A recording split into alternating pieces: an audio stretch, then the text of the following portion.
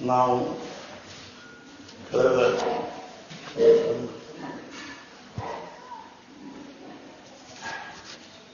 4 ವಾರಗಳಿಂದ ಸ್ವಲ್ಪ ಅಂದಿದ್ದಪ್ಪ ಕಡಿಮೆ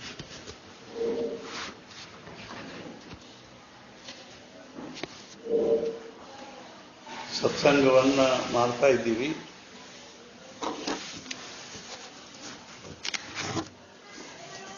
ಈ ಸತ್ಸಂಗದ ಮುಖ್ಯ ಉದ್ದೇಶ ಏನು ಅಂತಂದ್ರೆ,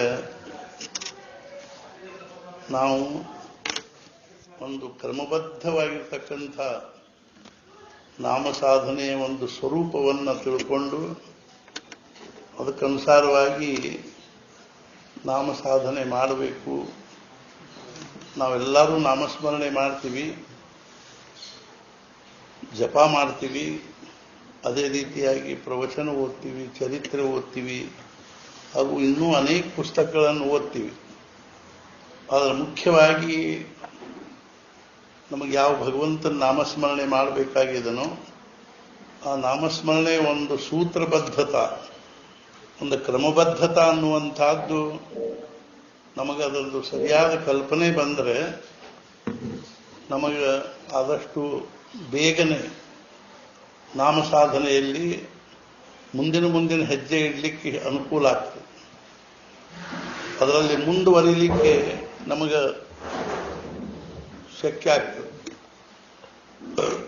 ಆದ್ದರಿಂದ ಅದಕ್ಕೊಂದು ಕ್ರಮಬದ್ಧತೆ ಬರಬೇಕು ಅನ್ನೋ ದೃಷ್ಟಿಯಿಂದನೇ ನಾವು ಏನು ಮಾಡಬೇಕು ಅಂದ್ರೆ ಅದಕ್ಕಾಗಿ ಒಂದು ಯೋಗ್ಯವಾಗಿರ್ತಕ್ಕಂಥ ಮಾರ್ಗದರ್ಶನ ಮಾಡುವಂಥ ಒಂದು ಗ್ರಂಥಗಳ ಸ್ವಾಧ್ಯಾಯ ಮಾಡಬೇಕು ಅಂತ ಚಿಂತನೆ ಮಾಡಬೇಕು.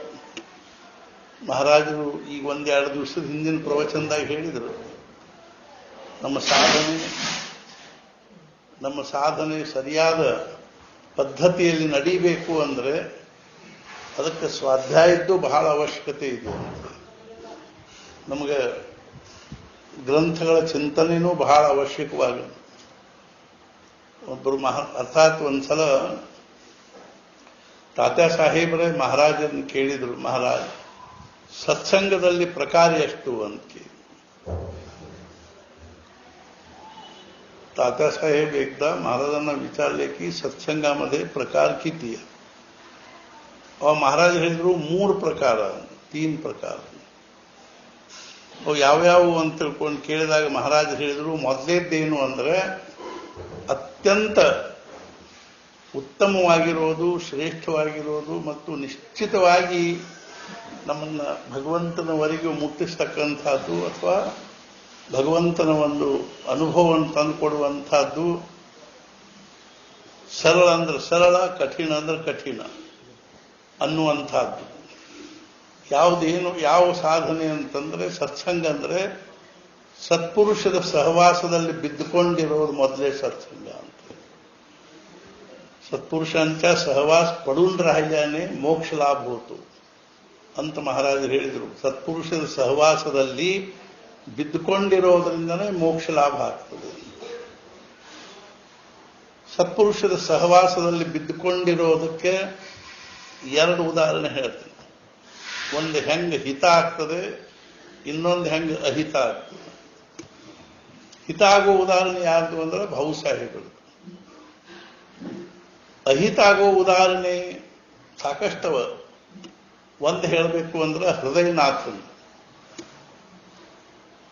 ಭಾವು ಸಾಹೇಬರು 1904ನೇ ಇಸ್ವಿಯಲ್ಲಿ, ಅದಕ್ಕಿಂತ ಮುಂಚೆ 25 ವರ್ಷ ಮುಂಚೆ ಮಹಾರಾಜರು ಅವ್ರದ್ದು ಭೇಟಿಯಾಗಿತ್ತು ಗೋಂದಾವಲೆಯಲ್ಲಿ. ಅರ್ಥಾತ್ ಏನು ಅಂದ್ರೆ ಸಾಧಾರಣ 1987-78ನೇ ಇಸ್ವಿಯಲ್ಲಿ. ಆವಾಗ ಮಹಾರಾಜರಿಗೆ 32 ವರ್ಷ ಇದ್ದು, ಭಾವು ಸಾಹೇಬರಿಗೆ 30 ವರ್ಷ ಇತ್ತು. ಮೊದಲನೇ ಸಲ ಭೇಟಿಯಾದಾಗ ಮಹಾರಾಜರು ಕೇಳಿದರು, भाऊसाहेब तुम्ही देवधर्माचे काय करत असता, देವರು ಧರ್ಮ ಏನ್ ಮಾಡ್ತೀರಿ?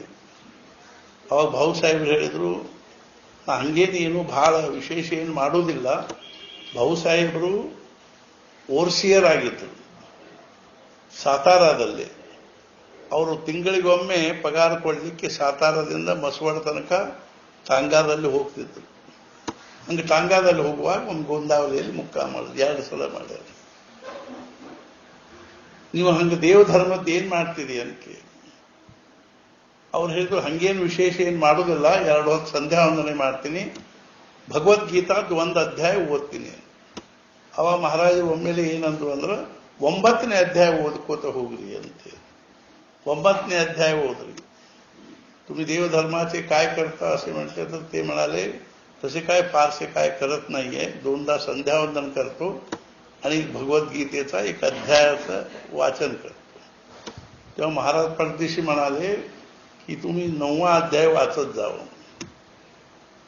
ಮುಗಿತು, ಅಷ್ಟಕ್ಕೆ ಅವ್ರದ್ದು ಮುಂದಿನ ಹೆಚ್ಚಿಂದು ಮಹಾರಾಜರವ್ರ ಜೊತೆಗೆ ಟಾಂಗಾದಲ್ಲಿ ಪಂಢರಪುರ ತನಕ ಮಸವಾಡ ತನಕ ಹೋದ್ರು. ಅಲ್ಲಿಂದ ಅವ್ರು ಪಂಢರಪುರಕ್ಕೆ ಹೋದ್ರು. ಆಮೇಲೆ ಅವ್ರದ್ದು ಭೇಟಿಲ್ಲ. ಮುಂದೆ 25 ವರ್ಷದ ನಂತರ ಗದಗಿನಲ್ಲಿ ಭೇಟಿ ಆಯ್ತು. ಬ್ರಹ್ಮಾನಂದ ಮಹಾರಾಜರನ್ನ ಬೆಳಧಡಿಗೆ ಕರೆಸಿದಾಗ ಅವ್ರು ಗದಿಗೆ ಬಂದಾಗ ಊರಾಗಿನ ಅನೇಕ ಪ್ರತಿಷ್ಠಿತ ಜನರು, ಅಷ್ಟೊತ್ತಿಗೆ ಬ್ರಹ್ಮಾನಂದ ಮಹಾರಾಜರು ಗದಗಿನಲ್ಲಿ ಸಾಕಷ್ಟು ಏನಾಗಿದ್ರು ಅಂದ್ರೆ ಸಾಕಷ್ಟು ಪ್ರಖ್ಯಾತ ಆಗಿದ್ರು. ಆವಾಗ ಅನೇಕ ಪ್ರತಿಷ್ಠಿತ ಜನರ ಜೊತೆಗೆ ಬ್ರಹ್ಮಾನಂದ ಮಹಾರಾಜರದ ಸಂಪರ್ಕ, ಪ್ರೇಮ, ಪ್ರೀತಿ ಉಂಟಾಗಿತ್ತು. ಆದ್ರಿಂದ ಮಹಾರಾಜರು ಬರ್ಲಿಕ್ಕೆ ಹತ್ತಾರ ಅಂದ್ಕೂಡಲೇ ಊರಲ್ಲಿ ಅನೇಕ ಪ್ರತಿಷ್ಠಿತ ಜನರು ಮಹಾರಾಜರನ್ನ ಕರ್ಕೊಂಡ್ಬರ್ಲಿಕ್ಕೆ ಎದುರುಗೊಂಡು, ಅರ್ಥಾತ್ ಸ್ಟೇಷನ್ಗೆ ಹೋಗಿ ಕರ್ಕೊಂಡ್ಬರ್ಲಿಕ್ಕೆ ಹೋಗಿತ್ತು. ಅಷ್ಟೊತ್ತಿಗೆ ಭಾವು ಸಾಹೇಬರು ಗದಗಿನಲ್ಲೇ ನೌಕರಿ ಮಾಡ್ತಿದ್ರು. ಆವಾಗ ಎಲ್ಲರ ಜೊತೆಗೂ ಇವರು ಹೋಗಿದ್ರು. ಎಲ್ಲರೂ ಬಂದ್ರು. ಅವಾಗಲ್ಲೇ ಮಹಾರಾಜನ ಒಂದು ಕಡೆ ಇಳಿಸಿದ್ರು. ಆಠ್ವಲೆ ಅನ್ನೋರ ಅಟ್ಟದ ಮೇಲೆ ಮನೆಯೊಳಗಿದ್ರು. ಜನಾರ್ದನ್ ಪಂತ್ ಆಠ್ವಲೆ ಅವರ ಮನೆಯಲ್ಲಿ. ಅವ್ರ ಮಗ ಗಂಗಾಧರ್ ಪಂತ್ ಆಠ್ವಲೆ ಅವರು ಗೋಂದಾವಲಿ ಟ್ರಸ್ಟಿ ಆಗಿದ್ರು. ಅವ್ರು ದೊಡ್ಡದೊಂದು ವಾಡೆದಂಥ ಮನೆ ಅದ. ಇವತ್ತಿಗೂ ಆ ಮನೆಗೆ ಬಿನ್ ಖಾಂಬ ವಾಡ ಅಂತಾರೆ. ಆ ಮನೆಯೊಳಗೆ 1 ಕಂಬಿಲ್ಲ. ದೊಡ್ಡ ಹಾಲದ ಖರೆ 1 ಕಂಬಿಲ್ಲ. ನಾವು ನೋಡ್ಲಿಕ್ಕೆ ಹೋಗಿದ್ವಿ. ಅಲ್ಲಿ ಮಹಾರಾಜನ ಇಳಿಸಿದ್ರು. ಮಹಾರಾಜರಿಗೆ ಒಂದು ಗಾದಿ ಹಾಕಿ ಲೋಡ್ ಇಟ್ಟು ಅದ್ರ ಮೇಲೆ ಕೂಡಿಸಿದ್ರು. ಎಲ್ಲ ಜನರು ಮುಂದೆ ಕೂತ್ಕೊಂಡಿದ್ರು. ಭಾವು ಸಾಹೇಬರು ಮುಂದೆ ಕೂತ್ಕೊಂಡಿದ್ರು. ಒಮ್ಮೆಲೆ ಕೂತೊಂದು 5 ನಿಮಿಷದಲ್ಲೇನೆ ಮಹಾರಾಜರು ಭಾವು ಸಾಹೇಬರ ಕಡೆಗೆ ನೋಡಿ, ಭಾವು ಸಾಹೇಬ್ तुम्ही इकडे कुठे ಅಂತ ಅಂದ ಕೂಡಲೇ ನಾವು ಒಮ್ಮೆಲೆ ಅವ್ರಿಗೆ ಆಶ್ಚರ್ಯ ಆಯ್ತು. ಇವರು ಒಮ್ಮೆ ನಾನು ಇಷ್ಟೊಂದು ಪರಿಚಯದಿಂದ ಮಾತಾಡ್ಲಿಕ್ಕತ್ತಾರ. ಅವ್ರು ಮರೆತು ಬಿಟ್ಟಿದ್ರು 25 ವರ್ಷದ ಹಿಂದಿನ. ಮಹಾರಾಜರು ಮಾತ್ರ ಅವ್ರು ಗುರ್ತಾ ಹಿಡಿದ್ರು. ಅವಾಗ ಅವ್ರು ಹೇಳಿದರು. ಅವಾಗ ಅವ್ರು ಸುಮ್ಮನೆ ಕೂತದ್ ನೋಡಿ ಮಹಾರಾಜರು ಕೇಳಿದ್ರು, ಭಾವು ಸಾಹೇಬ್ 9ನೇ ಅಧ್ಯಾಯ ಓದ್ತಿದ್ರು. ನಾ ಇಲ್ಲೇ ಇರ್ತೀನಿ ಅಂತ ಹೇಳಿದ್ರು. 9ನೇ ಅಧ್ಯಾಯ ಓದ್ತಿದ್ರು. ಅವಾಗ ಅವರಂದ್ರು, ನಾನು ಸಹಸಾ ತಪ್ಪಿಸಿಲ್ಲ ಅಂತ. ಸತ್ಪುರುಷರ ಒಂದು ಸಣ್ಣದಲ್ಲ ಮಹತ್ವದ ಮಾತನ್ನ ಆ ರೀತಿಯಾಗಿ ಅವರು ತಪ್ಪದೆ ಅದನ್ನ ತಮ್ಮ ಒಂದು ನಿತ್ಯದ ಜೀವನದಲ್ಲಿ ಅಳವಡಿಸಿಕೊಂಡದ್ದಕ್ಕಾಗಿ ಮತ್ತೆ ಅವ್ರದ್ದು ಭೇಟಿ ಆಯ್ತು. ಅವಾಗನ ಭಾವು ಸಾಹೇಬರು ಮನುಷ್ಯನ ಅಂದ್ಕೊಂಡ್ರೆ ಏನು ಅಂದ್ರೆ, ನಾ ರಿಟೈರ್ ಆದ ಬಳಿಕ ಎಲ್ಲಿರಬೇಕು ಅನ್ನೋ ವಿಚಾರ ಮಾಡ್ತಿದ್ದೆ. ಇನ್ನು ಅದ್ರ ಬಗ್ಗೆ ವಿಚಾರ ಮಾಡೋ ಪ್ರಶ್ನೆ ಇಲ್ಲ. ಮತ್ತೇನ್ ಮಾಡೋದು ಅಂದ್ರೆ ಗೋಂದಾವಲಿ ಒಳಗೆ ಹೋಗಿ ಇದ್ದು ಬಿಡೋದು. ನಿನ್ನ ಪ್ರವಚನದಾಗ ಹೇಳಿದೆ, ಮಹಾರಾಜರ ಚರಿತ್ರೆಯಲ್ಲಿ ಒಬ್ಬರೇ ಎಂಥವ್ರು ಅಂದ್ರೆ ತನ್ನ ದೊಡ್ಡ ಪ್ರಪಂಚವನ್ನು 9 ಮಕ್ಕಳು, ಗಂಡ, ಹೆಂಡತಿ ಇಂಥ ಪ್ರಪಂಚವನ್ನು ಕಟ್ಟಿಕೊಂಡು ಯಾವುದೂ ಹಿಂದೆ ಮುಂದೆ ಏನೂ ವಿಚಾರ ಮಾಡಲ್ದಾನೆ ಬರೇ ಒಂದು ಟ್ರಂಕು, ಒಂದು ಹಾಸಿಗೆ ಸುಳ್ಳಿ, ಒಂದು ಸ್ಟೋವ್ ಇಟ್ಟುಕೊಂಡು, ಅರ್ಥಾತ್ ಅಂಥ ಒಂದು ಸಣ್ಣ ಹಳ್ಳಿ ಒಳಗೆ ಯಾವುದೂ ಸುಧಾರಣೆ ಅಂತೂ ಪ್ರಶ್ನೆ ಇಲ್ಲ, ಯಾವುದೂ ಅನುಕೂಲತೆಯೂ ಇಲ್ಲ ಇರ್ತಕ್ಕಂಥ ಹಳ್ಳಿ ಒಳಗೆ ಮಹಾರಾಜರು ಒಂದು ಮಾತಿಗೆ ಭಾವು ಸಾಹೇಬ್ ಅರ್ಥಾತ್ ಏನು ಮನಸ್ಸಿನಾಗ ಬಂದದ್ದಕ್ಕೆ ಅವ್ರು ಏನ್ ಮಾಡಿದ್ರು ಅಂದ್ರೆ 9 ವರ್ಷ ಅಲ್ಲಿತ್ತು. ಮಹಾರಾಜರು ಸಹವಾಸದಲ್ಲಿ ಬಿದ್ದುಕೊಂಡಿದ್ರು. ಹೆಂಗೆ ಬಿದ್ದುಕೊಂಡಿದ್ರು ಅಂದ್ರೆ ಮಹಾರಾಜರ ಪಾದದ ಮೇಲೆ ಹಣಿ ಇಟ್ಟು ನಿಶ್ಚಿಂತೆಯಾಗಿ ಬಿದ್ದುಕೊಂಡಿದ್ರು. ಯಾವುದೂ ಭವಿಷ್ಯದ ಬಗ್ಗೆ ವಿಚಾರ ಇಲ್ಲ, ಚಿಂತಿಲ್ಲ, ಕಾಳಜಿ ಇಲ್ಲ. 5 ಜನ ಹೆಣ್ಮಕ್ಳು, 4 ಜನ ಗಂಡು ಮಕ್ಕಳು, ಮದುವೆ ಅಥವಾ ಅವ್ರದ್ದೇನು ಮುಂದಿನ ನೌಕರಿ, ಶಿಕ್ಷಣ ಶಿಕ್ಷಣ ಯಾವುದರ ಬಗ್ಗೆನೂ ವಿಚಾರ ಮಾಡಲ್ದನೆ ಅವ್ರೇನ್ ಮಾಡಿದ್ರು ಅಂದ್ರೆ ಸ್ವಸ್ಥ ಇತ್ತು, ಇದಕ್ಕೆ ಬಿದ್ಕೊಂಡಿರೋದು ಅಂತ. ಅರ್ಥಾತ್ ಮಹಾರಾಜ ಭಾವುಸಾಹೇಬ್ರ ಹೆಂಡತಿ ತಮ್ಮ ಭಾಂಡಿ ಮಗುಣು ಇತ್ಯಾದಿಗಳಿಗಾಗಿ ಮಾನಗಂಗಾ ನದಿಗೆ ಹೋದಾಗ ಊರಾಗಿನ ಹೆಣ್ಮಕ್ಳು ಅನ್ಬೇಕು, ಇತರೆ ಜಾತಿ ಹೆಣ್ಮಕ್ಳು ಹೇಳಬೇಕು, ಅಲ್ರಿ ನಿಮ್ಮ ಮನೆಯವರು ಇಷ್ಟು ಕಲ್ತವರು, ದೊಡ್ಡ ನೌಕರಿ ಮಾಡಿದವರು, VRS ತಗೊಂಡಿದ್ರು, ಅವರು ರಿಟೈರ್ ಆದವರು, ಆದ್ರೆ ಅವರಿಗೆ ಮಕ್ಕಳ ಶಿಕ್ಷಣ, ಭವಿಷ್ಯ, ಅವ್ರದ್ದೇನು ನೌಕರಿ ಚಾಕರಿ ಇದ್ರದ್ದೇನು ಅವರಿಗೆ ಕಲ್ಪನಾನೇ ಇಲ್ಲೇನಂತ. ಅದ್ರ ಬಗ್ಗೆ ನಾವು ವಿಚಾರ ಮಾಡೋದಿಲ್ಲ. ಅಂದ ಕೂಡಲೇ ಬಂದು ಅವರು ಭಾವುಸಾಹೇಬ್ ಹೆಂಡತಿ ಭಾವುಸಾಹೇಬ್ ಮುಂದೆ ಹೇಳಬೇಕು, ಹಿಂಗೆ ಅಂತಾರೆ ಹೆಣ್ಮಕ್ಳು. ಅವಾಗ ಅವ್ರು ಏನಂದ್ರು, ತು ಮಹಾರಾಜನ್ನ ಸಾಂಗ್, ನೀನ್ ಮಹಾರಾಜರಿಗೆ ಹೇಳು, ಅವ್ರು ಏನಂತಾರೋ ಅದನ್ನ ನಾ ಮಾಡ್ತೀನಿ, ನಾನಾಗಿ ಏನೇನು ವಿಚಾರ ಮಾಡ್ಲಿಕ್ಕೆ ಹೋಗುವುದಿಲ್ಲ ಅಂತ. ಸಾಮಾನ್ಯ ಮಾತಲ್ರಿ ಇದು. ಅರ್ಥಾತ್ ಮಹಾರಾಜರು ನಮಗೆ ಇವತ್ತು ನಮ್ಮ ಸದ್ಗುರುಗಳು ಹೌದು, ಅವ್ರ ಬಗ್ಗೆ ನಮ್ಮ ನಿಷ್ಠ ಅದ, ಭಾವನಾ ಅದ. ಆದ್ರೂ ಒಂದು ಕ್ಷಣ ನಾವು ಪ್ರಪಂಚದ ವಿಚಾರ ಮಾಡೋದ ಇರಂಗಿಲ್ಲ. ಭವಿಷ್ಯದ ಬಗ್ಗೆ, ವರ್ತಮಾನದ ಬಗ್ಗೆ, ಭೂತಕಾಲದ ಒಂದು ಚಿಂತೆ, ಭವಿಷ್ಯದ ಕಾಳಜಿ, ಮತ್ತೆ ಏನ್ ನಮ್ಮ ಜೀವನದಲ್ಲಿ ನಾವು ಮಹಾರಾಜರನ್ನು ತಂದ್ಕೊಂಡಂಗ. ಮಹಾರಾಜರ ಜೀವನದಲ್ಲಿ ನಾವು ಪ್ರವೇಶ ಮಾಡೋದು, ನಮ್ಮ ಜೀವನದಲ್ಲಿ ಮಹಾರಾಜರು ಪ್ರವೇಶ ಮಾಡೋದು. ಇದನ್ನು ಕುರಿತು ನಾವು ವಿಚಾರ ಮಾಡಿದ್ರೆ ನಾವು ಮಹಾರಾಜರ ಜೀವನದಲ್ಲಿ ಎಷ್ಟು ಪ್ರವೇಶ ಆಗ್ಯದ ನಮ್ಮದು, ಅಥವಾ ನಮ್ಮ ಜೀವನದಾಗ ಅವ್ರದ್ದು ಎಷ್ಟು ಪ್ರವೇಶ ಆಗ್ಯದ. ಮಹಾರಾಜರ ಜೀವನದಾಗ ನಾವು ಎಷ್ಟು ಪ್ರವೇಶ ಮಾಡಿವಿ ಅಂದ್ರೆ ಎಂದ ಅನುಗ್ರಹ ತಗೊಂಡಿವೋ ಅಂದ ಅವ್ರ ಜೀವನದಾಗ ನಮ್ದು ಪ್ರವೇಶ ಆಗ. ನಮ್ಮ ಹೆಸರು ಬರ್ಕೊಂಡ್ಬಿಟ್ರು ಅವ್ರ ಲೀಸ್ಟ್ನಾಗ ನಮ್ಮ ಹೆಸರು ಬಂತು. ಇನ್ನು ನಮ್ಮ ಜೀವನದಾಗ ಅವ್ರು ಎಷ್ಟು ಇಳಿದಾರ, ಮಹಾರಾಜರು ಎಷ್ಟು ಇಳಿದಾರ ಅನ್ನೋದನ್ನ ನಾವು ಹೆಂಗ್ ತಿಳ್ಕೊಳ್ಳಿ. ಥರ್ಮಾಮೀಟರ್ ಏನು ಅಂದ್ರೆ ಎಷ್ಟು ನಿಶ್ಚಿಂತಿದ್ದೀವೋ ಅಷ್ಟು ಇಳಿದಾರೆ ಅಂತ, ಎಷ್ಟು ಸಮಾಧಾನದನೋ ಅಷ್ಟು ಇಳಿದಾರೆ ಅಂತ. ಸದ್ಗುರುಗಳ ಪಾದದ ಮೇಲೆ ಹಣಿ ಇಟ್ಟು ನಿಶ್ಚಿಂತ ಆಗ್ಲಿಕ್ಕೆ ಬರೋದಕ್ಕೆ ಶರಣಾಗತಿ ಅಂತ. ತ್ವಮೇವ ಶರಣಂ ಮಮ, ತ್ವಮೇವ ಮಾತಾ ಚ ಪಿತಾ ತ್ವಮೇವ, ತ್ವಮೇವ ಬಂಧುಶ್ಚ ಸಖಾ ತ್ವಮೇವ, ತ್ವಮೇವ ವಿದ್ಯಾ ದ್ರವಿಣಂ ತ್ವಮೇವ, ತ್ವಮೇವ ಸರ್ವಂ ಮಮ ದೇವ ದೇವ. ಇದೆಲ್ಲ ತಿಳಿತು ನಮಗೆ. ತ್ವಮೇವ ಮಾತಾ ಚ ಪಿತಾ ತ್ವಮೇವ, ನೀನ ತಂದಿ, ನೀನ ತಾಯಿ, ನೀನ ಬಂಧು, ನೀನ ಬಳಗ, ನೀನ ಮಿತ್ರ ಎಲ್ಲ ತಿಳಿತು. ತ್ವಮೇವ ವಿದ್ಯಾ ಅಂದ್ರೆ ಏನು? ತ್ವಮೇವ ವಿದ್ಯಾ ಅಂದ್ರೆ ಏನು ಅಂದ್ರೆ ಅವರು ನಮಗೆ ಸಹಜವಾಗಿ ಏನು ವಿದ್ಯಾ ಕೊಟ್ಟಾರು ಅಂದ್ರೆ, ಅರ್ಥಾತ್ ನಾವು ಏನು ಕಲ್ತೀವೋ ಅದು ಅವರ ಕೊಟ್ಟದ್ದು ಅನ್ನೋ ಭಾವನೆಯಿಂದ ಇಲ್ಲಿಗೆ ಬರೋದಕ್ಕೆ ತ್ವಮೇವ ವಿದ್ಯಾ. ಅವ್ರು ಏನು ಕೊಟ್ಟಾರೋ ಅದೇ ನಮಗೆ ಭಗವಂತನ ಕೊಟ್ಟದ್ದು.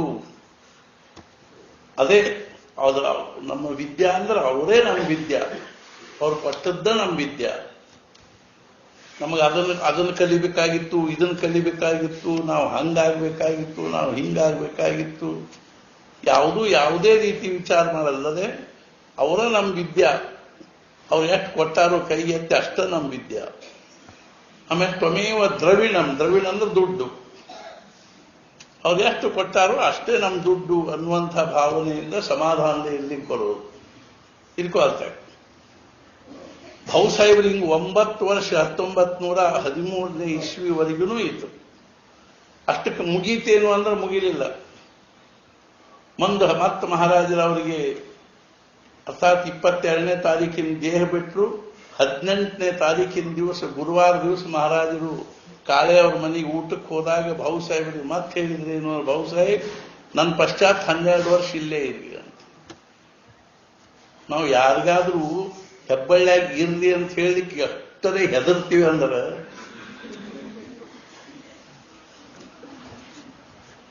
ನಮ್ಗೆ ಎಷ್ಟು ಸಂಕೋಚ ಆಗ್ತದ, ಎಷ್ಟು ಹೆದರ್ತೀವಿ ಅಂದ್ರೆ ಪರಿಸ್ಥಿತಿನ ಹಂಗೆ ಬಂದ.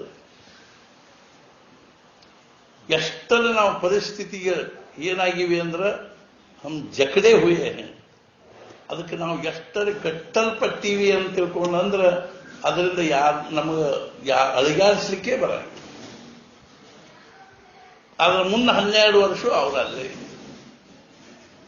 ಅವ್ರಿಗೆ ಕಣ್ಣಿನ ಆಪರೇಷನ್ ಆಗಬೇಕಾಗಿತ್ತು.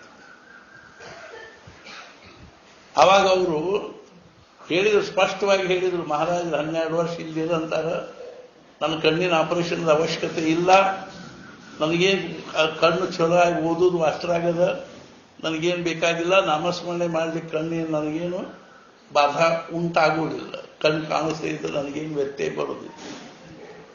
ಮುಂದೆ ಅವ್ರು ಮುಂಬೈಗೆ ಹೋದ ಬಳಿಕ 12 ವರ್ಷ ಆದ ಬಳಿಕ ಮುಂಬೈಗೆ ಹೋದ ಬಳಿಕ ಕಣ್ಣಿನ ಆಪರೇಷನ್ ಆಯ್ತು. ಸತ್ಪುರುಷರ ಸಾನ್ನಿಧ್ಯದಲ್ಲಿ ಬಿದ್ದುಕೊಂಡಿರೋದು ಅಂದ್ರೆ ಹೀಗೆ, ಯಾವುದೇ ರೀತಿಯ ತಕರಾರಿಲ್ಲ. ಇದು ಹಿಂಗ್ಯಾಕಿಲ್ಲ, ಹಂಗ್ಯಾಕಿಲ್ಲ, ಇದು ಹಿಂಗಾಗಕ್ಕಿಲ್ಲ, ಅದು ಹಂಗಾಗಕ್ಕಿಲ್ಲ. ಮತ್ತು ಏನು ಮಹಾರಾಜರಿಗೆ ಏನು ಸೇರ್ತದನೋ ಅದ ಅವ್ರಿಗೆ ಸೇರೋದು. ಆಶ್ಚರ್ಯ ಅಂದ್ರೆ ಮಹಾರಾಜರಿಗೆ ಹಂಚಿನ ಮೇಲಿನ ಝುಣಕ್ ಸೇರ್ತಿತ್ತು.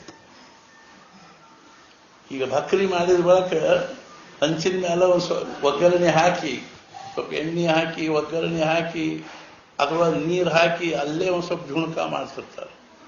ಹಂಚಿನ ಮೇಲಿನ ಝುಣಕ್ ಅಂತಾರೆ. ಮಹಾರಾಜರಿಗೆ ಹಂಚಿನ ಮೇಲಿನ ಝುಣಕ್ ಸೇರ್ತಿತ್ತು. ಹಿಂಗಾಗಿ ಭಾವು ಸಾಹೇಬರು ಮ್ಯಾಲಿನ ಮ್ಯಾಲ ಹಂಚಿನ ಮೇಲಿನ ಝುಣಕ್ ಆಗ್ತಿತ್ತು.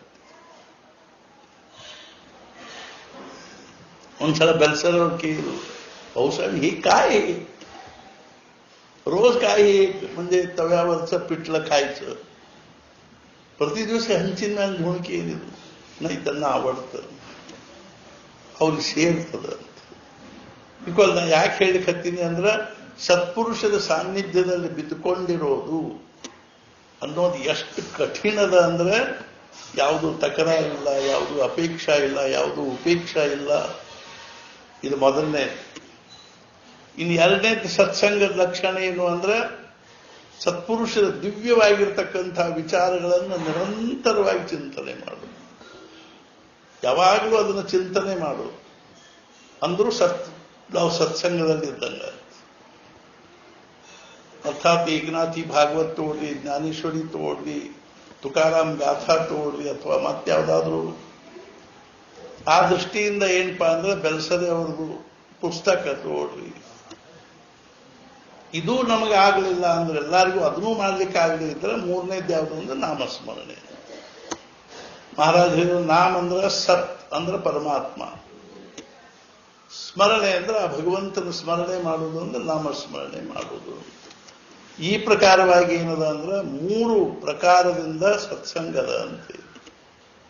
ನಾವು 3 ಪ್ರಕಾರದಿಂದ ಮಾಡ್ಲಿಕ್ಕೆ ಪ್ರಯತ್ನ ಮಾಡಬೇಕು ಅಂತ.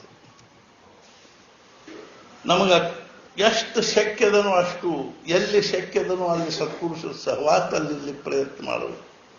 ಇನ್ನು ಇನ್ನೊಂದು ಉದಾಹರಣೆ ಯಾರು ಅಂದ್ರೆ ಹೃದಯನಾಥನ್. ಹೃದಯನಾಥ್ ಅಂದ್ರೆ ಯಾರು ಅಂದ್ರೆ ರಾಮಕೃಷ್ಣ ಪರಮಹಂಸರ ಸೋದರಳಿಯ ತಂಗಿ ಮಗ. ಅವನು ರಾಮಕೃಷ್ಣ ಪರಮಹಂಸರ ಹತ್ರ ಇರ್ತಿದ್ದ. ಅವನು ಹೆಂಗಿರ್ತಿದ್ದ ಅಂದ್ರೆ ರಾಮಕೃಷ್ಣ ಪರಮಹಂಸರಿಗೆ ಅವನ ಸಲುವಾಗಿ ದೇವಿ ಮುಂದೆ ಕೂತ್ಕೊಂಡು ಅತ್ಕೋತ ಪ್ರಾರ್ಥನಾ ಮಾಡ್ಬೇಕಾಗಿ, ದೇವಿ ಮಾ ಆ ಹೃದಯದ ಸಲುವಾಗಿ ಸಾಕಾಗಿ ಹೋಗಿದ್ದು ನನಗೆ. ಅರ್ಥಾತ್ ಇಡೀ ದಿವಸ ಅವ್ರಿಗೆ ಏನಾದರೂ ಪೀಡಾ ಕೊಟ್ಕೋತಾನೆ ಇರ್ತಿತ್ತು. ಅವ್ರ ಒಳಗೆ ಕೂತ್ಕೊಳ್ಳೆ ಮಾಮ, ಹೊರಗೆ ಬಂದು ಕೂಡ್ರಿ, ಹೊರಗೆ ಕೂತ್ಕೊಳ್ಳೆ ಮಾಮ, ಒಳಗೆ ಬಂದು ಕೂಡ್ರಿ, ಇದನ್ಯಾಕೆ ತಿಂತೀರಿ, ಅದನ್ಯಾಕೆ ತಿಂತೀರಿ, ಹಿಂಗ್ಯಾಕೆ ಮಾಡ್ತೀರಿ, ಹಂಗ್ಯಾಕೆ. ಆದರೂ ಒಂದು ದಿವಸ ಅವನಿಗೆ ಅವ್ರು ಯಾವುದೇ ರೀತಿ ಶಬ್ದದಿಂದ ಅವನ ಮನಸ್ಸು ನೋಯಿಸ್ತಿದ್ರು. ಪರಿಣಾಮಿ ಭಾವು ಸಾಹೇಬರ ಪರಿಣಾಮ ಏನಾಯ್ತು ಅನ್ನೋದು ಎಲ್ಲರಿಗೂ ಗೊತ್ತದ. ಏನ್ ಪರಿಣಾಮ ಆಯ್ತು ಅಂದ್ರೆ ಭಾವು ಸಾಹೇಬರ ಸಲುವಾಗಿ ಮಹಾರಾಜರ ಅವರ ಮನಿ ಒಳಗನೆ ಅವತಾರ ಮಾಡಿ ಬರಬೇಕಾಗಿ. ಯಾವ ಭಾವದಲ್ಲಿ ಅಂದ್ರೆ ವಾಣಿಯ ರೂಪದಲ್ಲಿ. ಟಾಟಾ ಸಾಹೇಬರ ಮುಖದಿಂದ ಮಹಾರಾಜರ ಅವತಾರ ಮಾಡಿ ಬಂದರು. ಅವಾಗ ಮಹಾರಾಜರು ಹೇಳಿದ್ರು, मी एकासाठी आलो आणि पुष्कळांचे काम झाले. ನಾನು ಒಬ್ಬರ ಸಲುವಾಗಿ ಬಂದೆ, ಬಹಳಷ್ಟು ಮಂದಿ ಕೆಲಸ ಆಯ್ತು ಅಂತ. ಯಾರ ಸಲುವಾಗಿ ಬಂದ್ರಿ? मी भाऊसाहेबांचे करिता आलो. ಭಾವುಸಾಹೇಬ್ ಎಷ್ಟರೇ ಮಹಾರಾಜರಿಗೆ ಬೇಕಾದವರಾಗಿದ್ದರು ಕಲ್ಪನಾ ಮಾಡಿ. ದೇಹ ಬಿಡೋಕಿನ್ಸ್ಲೂ 2 ದಿವಸ ಮುಂಚೆ ಸೋಮವಾರ ದೇಹ ಬಿಟ್ರು. ಶನಿವಾರ ದಿವಸ ಸಂಜೆನಾಗ ಮಹಾರಾಜರು ಒಬ್ಬರೇ ಭಾವು ಸಾಹೇಬ್ರ ಖೋಲಿಗೆ ಹೋದ್ರು. ಖೋಲಾಗಿರ್ತಿದ್ರು, ಒಂದು ಖೋಲಾಗ ಸಣ್ಣ ಖೋಲಾಗಿರ್ತಿದ್ರು. ಅವ್ರ ವಿಲಕ್ಷಣ ಚರಿತ್ರೆ ಎಲ್ಲ. ಒಬ್ಬರ ಮಹಾರಾಜರು ಅವ್ರ ಖೋಲಿಗೆ ಹೋದ ಕೂಡಲೇ ಭಾವು ಸಾಹೇಬ್ರಿಗೂ ಆಶ್ಚರ್ಯ ಆಯ್ತು. ಯಾ ಅಂದ್ರು. ಮಹಾರಾಜರಿಗೆ ಆರಾಮಿದ್ದಿದ್ದಿಲ್ಲ. ಅವಾಗ ಅಲ್ಲೇ ಮಹಾರಾಜರು ಏನ್ ಮಾಡಿದ್ರು ಅಂದ್ರೆ, ಭಾವು ಸಾಹೇಬ್ರ ಹೆಂಡತಿ ಹೇಳಿದ್ರು, ಬಾಯಿ मला भूक लागलेली आहे, मुलांचा भात मला चालेल ಅಂತೆ. ಅವ್ರ ಮಕ್ಕಳಿಗಾಗಿ, ಸಣ್ಣ ಸಣ್ಣ ಮಕ್ಕಳಿಗಾಗಿ, ಮೊಮ್ಮಕ್ಕಳಿಗಾಗಿ ಏನ್ ಮಾಡಿದ್ರು ಅಂದ್ರೆ ಅನ್ನಕ್ಕಿಟ್ಟಿದ್ರು. ಆಮೇಲೆ ಭಾವು ಸಾಹೇಬ್ರ ಹೆಂಡತಿ ಸ್ವಲ್ಪ ಅಂಶೋಲಿನ ಸಾರು ಮಾಡಿದ್ರು. ಸಾರು ಮಾಡಿ ಆಮೇಲೆ ಭಾವು ಸಾಹೇಬರು ಮಹಾರಾಜರು ಇಬ್ಬರು ಕೂತು ಊಟ ಮಾಡಿ. ಸಾಧಾರಣ ಅವರ ಆಯುಷ್ಯದಲ್ಲಿ ಹಂಗ ಒಬ್ಬರ ಬಂದು ಊಟ ಮಾಡಿದ್ದದು ಅದ ಒಂದ್ಸಲ. ಅವ್ರ ಜೊತೆಗೆ ಯಾರಾದ್ರೂ ಇದ್ದೇ ಇರ್ತಿದ್ರು. ಆಮೇಲೆ ಅವ್ರು ಹೇಳಿದ್ರು, ಸ್ವಲ್ಪ ತಿಂದೆ ಮಲ್ಕೊಂಡ್ರಿ ಅಂತ. ಮತ್ತೆ ಹಾಸಿಗೆ ಹಾಕಿಕೊಟ್ರು. ಮಹಾರಾಜ ಮಲ್ಕೊಂಡು ಆಮೇಲೆ ಎದ್ದು ಹೋದ್ರು. ಅಂಥ ಭಾವು ಸಾಹೇಬರು ತೀರ್ಕೊಂಡ ಬಳಕ ಮಹಾರಾಜರ ಪೇಟಿ ಮ್ಯಾಲ ಪ್ರಗಟ ಆಗಿ ಏನಂದ್ರು ಅಂದ್ರ, ಯಾ ಭಾವು ಸಾಹೇಬನೇ मला ಋಣಿ ಕೇಳಿ ಅಂತ. ಈ ಭಾವು ಸಾಹೇಬ ನಾನು ಋಣಿ ಮಾಡಿದ್ರು ಅಂತ. ಸದ್ಗುರುಗಳು ಆ ಶಿಷ್ಯನ ಬಗ್ಗೆ ಹೆಂಗ ಋಣಿ ಆಗ್ತಾರೆ ಅಂತ ತಿಳ್ಕೊಂಡು ಕೇಳಿದ್ರ, ನಾವು ಸದ್ಗುರುಗಳನ್ನ ಏನೂ ಕೇಳದೇ ಇದ್ರೆ ಅವ್ರು ಋಣಿ ಆಗ್ತಾರೆ. ನಾವು ಭಗವಂತನಿಗಾಗ್ಲಿ ಅಥವಾ ಸದ್ಗುರುಗಳಿಗಾಗ್ಲಿ ಏನೂ ಕೇಳದೇ ಇದ್ರ, ಭಗವಂತನ ಕೇಳದೇ ಇದ್ರೆ ಅವನು ಋಣಿ ಆಗ್ತಾನೆ. ಸದ್ಗುರುಗಳನ್ನ ನಾವು ಏನೂ ಕೇಳದೇ ಇದ್ರೆ ಅವ್ರು ಋಣಿ ಆಗ್ತಾರೆ. ತುಕಾರಾಮ್ ಮಹಾರಾಜರಿಗೆ ಭಗವಂತ ಹೇಳಿದ, ತುಕಾ ಕಾಯ್ತರಿ ಮಾಗದೇತು. तुकाराम महाराज अंदरू पांडुरंगा तुझ्याजवळ काय आहे म्हणून मागू, निನ್ನ ಹತ್ರ ಏನದ ಅಂತ ಕೇಳಿ. ನಾನು ವೈಕುಂಠ ಬ್ಯಾಡ, ಲಕ್ಷ್ಮಿ ಬ್ಯಾಡ, 4 ಮೋಕ್ಷ ಬ್ಯಾಡ, ಅರ್ಥಾತ್ ಏನು ಅಂದ್ರೆ ಅಷ್ಟಸಿದ್ಧಿ ನವನಿಧಿ ಏನೂ ಬ್ಯಾಡ. ಪಾಂಡುರಂಗ ದೀನ ಭಾವನೆಯಿಂದ ಹೇಳ್ತಾನ, ತುಕ ಹಂಗನ ಬೇಡ, ನಿನಗೇನಾದ್ರೂ ಕೊಟ್ಟು ನಾನು ಸಮಾಧಾನ ಮಾಡ್ಕೊಳ್ಳೋ ಸಲುವಾಗಿ ಅದು ಏನಾದರೂ ಕೇಳು. ಆವಾಗ ತುಕಾರಾಮ್ ಮಹಾರಾಜರಂದ್ರು, ಹೇಚಿ ದಾನ ದೇगा देवा तुझा विसर न व्हावा, गुणगायीन आवडी हेची माझे सर्व जोडी, नलगे मुक्ती धन संपदा संत संग देई सदा, तुकामणे गर्भवासी सुखे घालावे. ಸತ್ಪುರುಷನ್ ನಾವು ಏನೂ ಕೇಳದೇ ಇದ್ದ ಋಣಿ ಆಗ್ತದೆ. ಸತ್ಸಂಗದಲ್ಲಿ ಇರೋದು ಇದರ ಅರ್ಥ ಏನು ಅಂದ್ರೆ, ಅವರಿಗೆ ನಾವು ಹೆಂಗ ಅನಿಸ್ಬೇಕು ಅಂದ್ರೆ, ಇವನ ವಿಯೋಗ ನನಗೆ ಸಹನಾಗಂಗಿಲ್ಲ ಅಂತ ಅನಿಸ್ಬೇಕು. ಆ ಶಿಷ್ಯನ ವಿಯೋಗ ಸದ್ಗುರುಗಳಿಗೆ ಸಹನಾಗಂಗಿಲ್ಲ. ರಾಮಕೃಷ್ಣ ಪರಮಹಂಸರು, ವಿವೇಕಾನಂದರು 5-6 ದಿವಸ ಬರಲಿಲ್ಲ ಅಂದ್ರೆ, 4-5 ದಿವಸ ಬರಲಿಲ್ಲ ಅಂದ್ರೆ ಆ ವಿವೇಕಾನಂದರ ವಿಯೋಗ ಅವ್ರಿಗೆ ಸಹನ ಆಗ್ತದೆ. ಒಂದು ದಿವಸ ಅಂತೂ ಅವರು ಅರ್ಥಾತ್ ಕಲ್ಕತ್ತಾಕ್ಕೆ ಬಂದರು. ಕಲ್ಕತ್ತಾಕ್ಕೆ ಬಂದು ಯಾವುದೋ ಒಂದು ಮನೆಯೊಳಗೆ ಭಜನೆ ನಡೆದಿತ್ತು. ಅಲ್ಲಿ ವಿವೇಕಾನಂದರು ನರೇಂದ್ರ ಇದ್ದಾನಂತ ಗೊತ್ತಾದ ಕೂಡಲೇ ಅಲ್ಲೇ ಬಂದು ಗಟ್ಟಿ ಹಪ್ಪಿಕೊಂಡು 5-6 ದಿವಸ ಆತ ನಿನ್ನ ಸಲುವಾಗಿ ಎಷ್ಟು ಚಡಪಡಿಸಿಕತ್ತಿ. ಅರ್ಥಾತ್ ಸತ್ಪುರುಷರ ಸಾನ್ನಿಧ್ಯದಲ್ಲಿರೋದಂದ್ರೆ ಹಿಂಗೆ. ಅದ ಹೃದಯನಾಥ ಏನಾತು, ಮುಂದೆ ಪರಿಸ್ಥಿತಿ ಏನಾತು ಅಂದ್ರೆ, ಸೀರಿ ಗಂಟು ತಲೆ ಮೇಲೆ ಹೊತ್ತುಕೊಂಡು ಕಲ್ಕತ್ತಾದಲ್ಲಿ ಮನಿ ಅಡ್ಡಾಡಿ, ಓಣಿ ಅಡ್ಡಾಡಿ ಆ ಸೀರಿ ಮಾರಿ ಉಪಜೀವನ ಸಾಗಿಸೋ ಪರಿಸ್ಥಿತಿ. ಮುಖ್ಯವಾಗಿ ತಾತ್ಪರ್ಯ ಏನು ಅಂದ್ರೆ, ಸತ್ಸಂಗದಂಥ ಜೀವನದಲ್ಲಿ ಬಹಳ ದೊಡ್ಡ ಒಂದಿದು ಏನಿಲ್ಲ ಅಂದ್ರೆ ನಮ್ಮ ಭಾಗ್ಯ, ಮತ್ತೊಂದು ಯಾವುದೂ ಅಲ್ಲ. ಆದ್ರೆ ನಮಗನಿಸ್ತೇನು ಅಂದ್ರೆ, ಏನಾದರೂ ಒಂದು 4 ಶಬ್ದ ವಿಚಾರಗಳನ್ನು ನಾವು ನಿಯಮಿತವಾಗಿ ನಮ್ಮ ನಾಮ ಸಾಧನೆಗೆ ಪೂರಕವಾಗುವಂಥ, ಅದಕ್ಕಾಗಿ ನಮಗೆ ಅತ್ಯಂತ ಸುಲಭವಾದ ಮತ್ತು ನಮಗೆ ಅದನ್ನು ಸರಿಯಾದ ಒಂದು ಪದ್ಧತಿಯಲ್ಲಿ, ಒಂದು ಕ್ರಮದಲ್ಲಿ ನಮಗೆ ನಾಮ ಸಾಧನೆಗೆ ಅನುಕೂಲವಾಗ್ತಕ್ಕಂಥ ಒಂದು ಸಾಹಿತ್ಯ ಯಾವುದು ಅಂತಂದ್ರೆ ಪರಮ ಪೂಜ್ಯಶ್ರೀ ಬೆಲ್ಸರೆ ಬಾಬಾ ಅವ್ರದ್ದು ಅನ್ನುವಂಥ ದೃಷ್ಟಿಯಿಂದ ನಾವು ಅದನ್ನು ಪ್ರಾರಂಭ ಮಾಡಿದ್ದೀವಿ. ಅರ್ಥಾತ್ ಈಗ 2ನೇ ಪ್ರಕರಣದಲ್ಲಿ ಅಧ್ಯಾಯದಲ್ಲಿ ಒಂದು ಸ್ವಲ್ಪ ಓದಿದ್ದೀನಿ. ಅದರಲ್ಲಿ ಮುಂದಿನ ವಿಚಾರಗಳನ್ನು ನಾವು ಇವತ್ತು ಸ್ವಲ್ಪ ಚಿಂತನೆ ಮಾಡೋಣ. ಆನಂದವು ಶುದ್ಧ ಅರಿವಿನ ಸ್ವರೂಪ ಆಗಿರುವುದರಿಂದ ಅದೇ ನಿಜವಾಗಿಯೂ ಜೀವಂತವಾಗಿರುತ್ತದೆ. ಆನಂದ ಬೇರೆ ಅಲ್ಲ, ಅರಿವು ಬೇರೆ ಅಲ್ಲ ಅಂತ. ಯಾವ ಆನಂದದ ಕಲ್ಪನಾ ನಮಗದನೋ ಆ ಆನಂದ ಅಲ್ಲ. ನಮ್ಮ ಆನಂದ ಎಂಥದ್ದು ಅಂದ್ರೆ ವಿಷಯ ಸಾಪೇಕ್ಷ ಆನಂದ, ಪರಿಸ್ಥಿತಿ ಸಾಪೇಕ್ಷ ಆನಂದ. ಪರಿಸ್ಥಿತಿ ಅನುಕೂಲ ಇದ್ದ ಕೂಡಲೇ ನಮಗೆ ನಮ್ಮ ಮನಸ್ಸಿನ ತಕ್ಕ ಆದ ಕೂಡಲೇ ನಮಗೇನೊಂದು ಆನಂದ ಆಗ್ತದನೋ ಆದರೂ ಸಹಿತ ಅರ್ಥಾತ್ ಏನು ಅಂದ್ರೆ ಹೇಳ್ತಾರೆ ಏನು ಅಂದ್ರೆ ಆ ಆನಂದದೊಳಗೂ ಭಗವಂತಂದು ಸ್ವಲ್ಪ ಇಲ್ಲ ಸ್ವಲ್ಪ ಅಂಶದನ ಅದ ಅಂತ. ಈ ವಿಷಯಗಳಿಂದ ಪ್ರಾಪ್ತವಾಗ್ತಕ್ಕಂಥ ಆನಂದದಲ್ಲಿನೂ ಭಗವಂತನ ಆನಂದದ ಸ್ವಲ್ಪ ಇಲ್ಲ ಸ್ವಲ್ಪ ಲೇಷ ಅದ. ಆದ್ರೆ ಅದರೊಳಗಿನ ಬಹಳಷ್ಟು ಮಟ್ಟಿಗೆ ಬಂಗಾರದ ಅದಿರಿನೊಳಗಿನ ಬಂಗಾರ ಇದ್ದಂಗೆ ಅದರನ ಬಹಳ ಅದ. ಒಂಚೂರು ಬಂಗಾರ ಹೆಂಗದನೋ ಹಂಗ ಆ ಭಗವಂತನ ಒಂದು ಕಿಂಚಿತ್ ಅಂಶ ಅದರೊಳಗಿರೋದ್ರಿಂದ ನಮಗದು ಆನಂದದ ಭಾವದಲ್ಲಿ ಅನುಭವ ಬರ್ತದೆ. ಆದ್ರೆ ಆ ಆನಂದ ಏನಲ್ಲ ಅಂದ್ರೆ ಖರೆ ಅಲ್ಲ. ಯಾವ ಆನಂದಕ್ಕಾಗಿ ಏನೂ ಬೇಕಾಗಿಲ್ಲೋ ವಸ್ತು ನಿರಪೇಕ್ಷ ಆನಂದ ಅಂತ ಏನದನೋ ಅದೇನದ ಅಂದ್ರೆ ಅರಿವಿನ ಸ್ವರೂಪವಾಗಿರ್ತಕ್ಕಂಥದ್ದು. ಅಂತ ಆನಂದದ ಕಲ್ಪನಾನೇ ಇಲ್ಲ ನಮಗೆ. ಆದ್ದರಿಂದ ನಹಿ ಸ್ವಾತ್ಮಾರಾಮಂ ವಿಷಯ ಮೃಗತೃಷ್ಣಾ ಭ್ರಮಯತಿ. ಯಾವನು ತನ್ನೊಳಗ ತಾನು ಅತ್ಯಂತ ಆತ್ಮಾರಾಮನಾಗಿದ್ದಾನೆ, ಆನಂದವನ್ನು ಅನುಭವಿಸ್ತಾ ಇದ್ದಾನೆ, ಅವನಿಗೇನಿಲ್ಲ ಅಂದ್ರೆ ಪ್ರಪಂಚದ ವಿಷಯಗಳ ಮೃಗತೃಷ್ಣ ಅವನನ್ನ ಬಾಧಿಸೋದಿಲ್ಲ. ಆತ್ಮನ್ನೇವ ಆತ್ಮನಾ ತುಷ್ಟ ಸ್ಥಿತಪ್ರಜ್ಞಸ್ತದುಚ್ಯತೆ. ತನ್ನೊಳಗ ತಾನು ಆನಂದದಲ್ಲಿರ್ತಕ್ಕಂಥವನಿಗೆ ಅವನಿಗೇನೂ ಪ್ರಪಂಚದ ವಿಷಯಗಳು ಬೇಕಾಗುವುದಿಲ್ಲ. ಆ ಆನಂದ ಏನದನೋ ಅರಿವಿನ ಸ್ವರೂಪವಾಗಿರ್ತಕ್ಕಂಥದ್ದು, ಅರಿವೇನದನೋ ಆನಂದ ಸ್ವರೂಪವಾಗಿರ್ತಕ್ಕಂಥದ್ದು. ಆದ್ದರಿಂದ ನಾವು ಸತ್ ಚಿತ್ ಆನಂದ ಅಂತ ತಿಳ್ಕೊಂಡು ಹೇಳ್ತೀವಿ. ಅರಿವು ಅಂದ್ರೆ ಏನು ಅಂದ್ರೆ ನಮ್ಮ ಅಂತಃಕರಣದಲ್ಲಿರ್ತಕ್ಕಂಥ ಒಂದೇನು ಅರಿವು ಅದನೋ ಅರ್ಥಾತ್ ಜ್ಞಾನ ಅದನೋ ಆ ಜ್ಞಾನ ಸ್ವರೂಪವಾಗಿರ್ತಕ್ಕಂಥ ಆತ್ಮ ಏನದನೋ ಅದೇ ಅರಿವಿನ ಸ್ವರೂಪವಾಗಿರೋದು. ಆ ಅರಿವು ಹೆಂಗದ ಅಂದ್ರೆ ಅರ್ಥಾತ್ ಆ ಅರಿವಿಂದ ಏನದ ಅಂದ್ರೆ ದೊಡ್ಡದೊಂದು ಸಾಗರದ ಅರಿವು ಅಂದ್ರೆ ಕಾನ್ಸಿಯಸ್ನೆಸ್. ಆ ಅರಿವು ನಮ್ಮ ದೇಹದಲ್ಲಿ ಸಂಪೂರ್ಣ ದೇಹವನ್ನು ವ್ಯಾಪಿಸದ.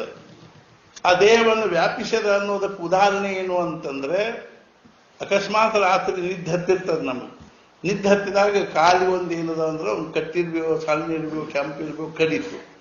ಕಡಿದ ಕೂಡ ನಾವು ಅದು ತುರಿಸ್ಕೋತೀವಿ. ನಿದ್ದೆ ಹತ್ತುವಂಗೆ ಹತ್ತಿರ್ತದೆ. ಆದ್ರೂ ನಾವು ಅಲ್ಲಿ ಏನ್ ಮಾಡ್ತೀವಿ ಅಂದ್ರೆ ತುರಿಸ್ಕೋತೀವಿ.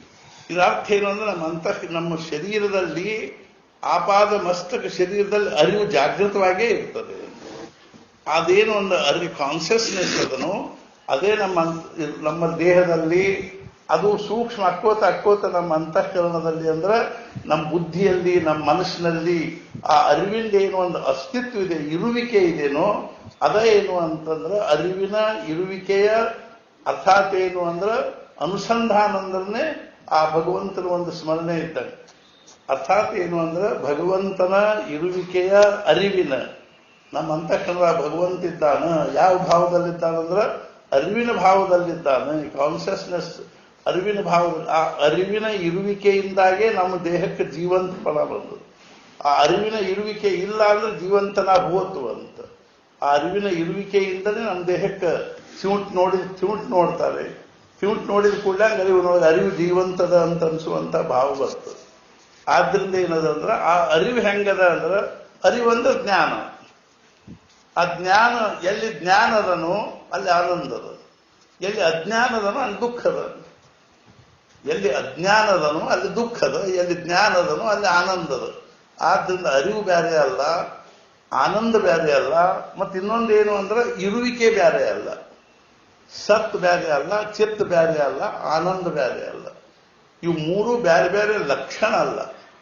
ಸಕ್ರಿಲಿ ಹೆಂಗೆ ಹೇಳ್ತೀವಿ ಅಂದ್ರೆ ಚೌಕ್ ಅವು ಹರಳಿರ್ತವೆ, ಬೆಳಗಿರ್ತದೆ, ಸಿಹಿ ಇರ್ತದೆ ಅಂತ ಹೇಳುವಾಗ ಹರಳು ಇರುವಿಕೆ ಅರ್ಥಾತ್ ಏನು ಅಂದ್ರೆ ಅದ್ರ ಸಿಹಿತನ, ಚೌಕ್ತನ ಮತ್ತು ಅದರಲ್ಲಿ ಇರ್ತಕ್ಕಂಥದ್ದು ಏನು ಅಂದ್ರೆ ಬಿಳಿತನ ಇವನು ಒಂದಕ್ಕೊಂದು ಬ್ಯಾರೆ ಮಾಡ್ಲಿಕ್ಕೆ ಹೆಂಗ್ ಬರಂಗಿಲ್ಲೋ ಹಂಗೇನದ ಅಂದ್ರೆ ಸಚ್ಚಿದಾನಂದ ಸ್ವರೂಪವಾಗಿರ್ತಕ್ಕಂಥದ್ದು ಹೆಂಗಿದೆ ಅಂದ್ರೆ ಅದು ಹುಣಸೆಹಣ್ಣಿನೊಳಗಿನ ಹುಳಿ ಬ್ಯಾರೆ ಮಾಡ್ಲಿಕ್ಕೆ ಹೆಂಗ್ ಬರಂಗಿಲ್ಲೋ, ಸಕ್ಕರೆ ಒಳಗಿನ ಸಿಹಿತನ ಹೆಂಗ್ ಬ್ಯಾರೆ ಮಾಡ್ಲಿಕ್ಕೆ ಬರಂಗಿಲ್ಲೋ, ಖಾರಪುಡಿ ಒಳಗಿನ ಖಾರತನ ಹೆಂಗ್ ಬ್ಯಾರೆ ಮಾಡ್ಲಿಕ್ಕೆ ಬರಂಗಿಲ್ಲ, ಹಂಗೇನದ ಅಂದ್ರೆ ಅರಿವಿನಿಂದ ಆ ಇರುವಿಕೆ ಆನಂದ ಇವ್ನು ಬ್ಯಾರೆ ಮಾಡ್ಲಿಕ್ಕೆ ಬರಂಗಿಲ್ಲ. ಮತ್ತು ಅವು ಹೆಂಗವ ಅಂದ್ರೆ ನಮ್ಮ ದೇಹದಲ್ಲಿ ಇರ್ತಕ್ಕಂಥ ಅದನ್ನು ನಾವು ಮುಖ್ಯವಾಗಿ ಎಲ್ಲಿ ಅದರದ್ದು ನಾವೇನ್ ಮಾಡಬೇಕು ಅಂದ್ರೆ ಅದರದ್ದು ಇರುವಿಕೆಯ ಚಿಂತನೆ ಮಾಡಬೇಕು ಅಂದ್ರೆ ಹೃದಯದಲ್ಲಿ.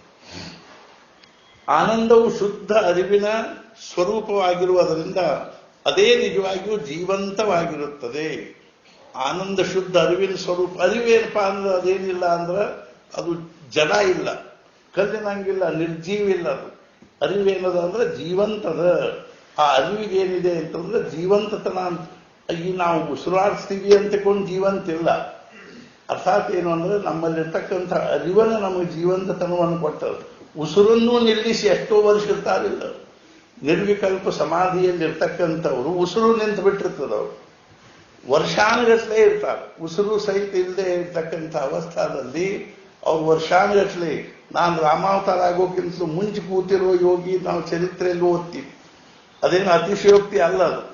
ಅರ್ಥಾತ್ ಏನು ಅಂದ್ರೆ ಎಷ್ಟೋ ವರ್ಷಗಳವರೆಗೆ ಆ ಅರಿವನ್ನಿಲ್ಲಿ ಬ್ರಹ್ಮರಂಧ್ರ, ಪ್ರಾಣವನ್ನಿಲ್ಲಿ ಬ್ರಹ್ಮರಂಧ್ರದಲ್ಲಿಟ್ಟುಕೊಂಡು ಅವ್ರ ದೇಹದಲ್ಲಿ ಅರಿವು ಮಾತ್ರ ಏನಿರ್ತದಂದ್ರೆ ಅಖಂಡವಾಗಿರ್ತಕ್ಕಂಥ ಅರಿವಿರ್ತದೆ. ದೇಹನೂ ಸಂಪೂರ್ಣವಾಗಿ ಕಾಷ್ಟವತ್ತಾಗಿರ್ತದೆ. ನಿಜವಾದ ಅರ್ಥದಲ್ಲಿ ಜೀವಂತವಾಗಿರುವುದರಿಂದ ಅದು ನಿಜವಾದ ಅರ್ಥದಲ್ಲಿ ಜೀವಂತದ. ಜೀವಂತತನಕ್ಕೆ ಉಸಿರಾಟ ಮುಖ್ಯ ಅಲ್ಲ. ಉಸಿರಾಟ ಏನದ ಅದಕ್ಕೆ ಅರ್ಥಾತ್ ಸರ್ವ ವಿಶ್ವವ್ಯಾಪಿಯಾಗಿರ್ತಕ್ಕಂಥ ಪ್ರಾಣ ಏನದನು, ಆ ಪ್ರಾಣ ನಮ್ಮ ಶರೀರದಲ್ಲಿ ಉಸಿರಾಟದ ಮೂಲಕವಾಗಿ ನಮ್ಮ ದೇಹದಲ್ಲಿ ಬರ್ತದ. ಆದ್ರಿಂದ ಅಂತ ನಮ್ಮ ದೇಹದಲ್ಲಿರ್ತಕ್ಕಂಥ ಪ್ರಾಣ ಏನದ, ಆ ಪ್ರಾಣ ಅದೇನದ ಉಸಿರಾಟದ ಮೂಲಕವಾಗಿ ಆ ಪ್ರಾಣ ಅನ್ನುವಂಥ ದೇಹದ ತುಂಬ ವ್ಯಾಪಿಸಿರ್ತದೆ. ಆ ಪ್ರಾಣ ವ್ಯಾಪಿಸ್ಲಿಕ್ಕೂ ಮೂಲ ಏನ್ ಬೇಕು ಅಂದ್ರೆ ಅರಿವು ಬೇಕು ಅಂತ.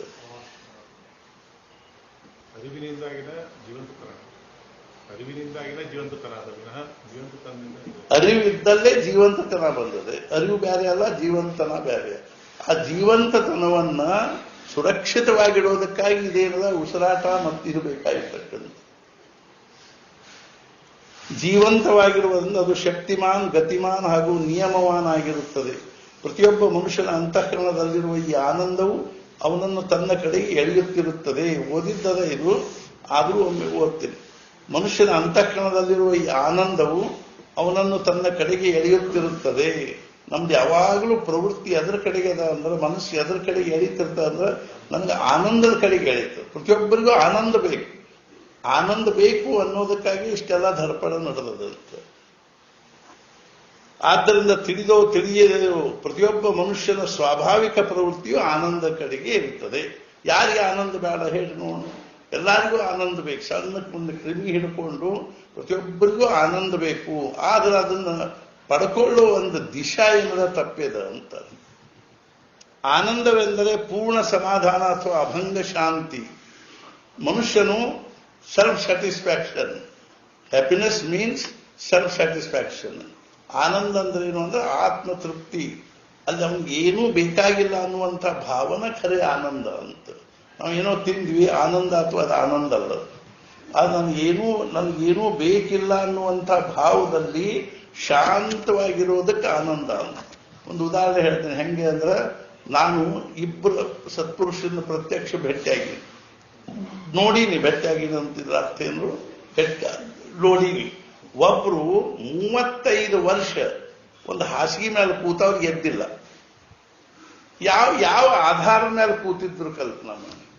ನಾವು ಒಂದು ಕ್ಷಣ ನಮಗೆ ಒಳಗೆ ಮನ್ಯಾಗ ಕೂಡ್ಲಿಕ್ಕೆ ಆಗೋದಿಲ್ಲ. ಹೊರಗೇನಾದ್ರು ದಮ್ ದಮ್ ಬಾರಿಸೋದು ಹೊಂಟಿತ್ತು ಒಂದು ಎದ್ದು ಓಡೇ ಹೋಗ್ಬಿಡ್ತೀವಿ ನೋಡ್ಲಿಕ್ಕೆ. ಪ್ರೀತಿಲ್ಲ ಏನಾದ್ರು ಒಂದಿನ ಏನಾರು ಮನೆಯವ್ರು ತಿನ್ಲಿಕ್ಕೆ ಮಾಡ್ಲಿಕ್ಕೆ ಹತ್ತಿದ್ರು ಅದ್ರ ಕಡೆಗೂ ಲಕ್ಷ್ಯ ಹೋಗ್ತದ. 24 ತಾಸು ನಮ್ದು ಏನದ ಲಕ್ಷ್ಯ ಅತ್ಲಾಗಿತ್ಲ ಹರಿದಾಡ್ತಿರ್ತದೆ. ಯಾಕಂದ್ರೆ ಒಳಗೆ ಸ್ಥಿರತಾ ಇಲ್ಲ. ಆನಂದದ ಒಂದು ಸ್ಥಿರವಾದ ಭಾವ ನಮಗೆ ಅನುಭವದಲ್ಲಿ ಬಂದಿಲ್ಲ. ಆದ್ದರಿಂದ ನಮಗೇನಿಲ್ಲ ಅಂದ್ರೆ ಮನಸ್ಸು ಯಾವಾಗಲೂ ಇತ್ಲ ಹರಿದಾಡ್ತಿರ್ತದೆ.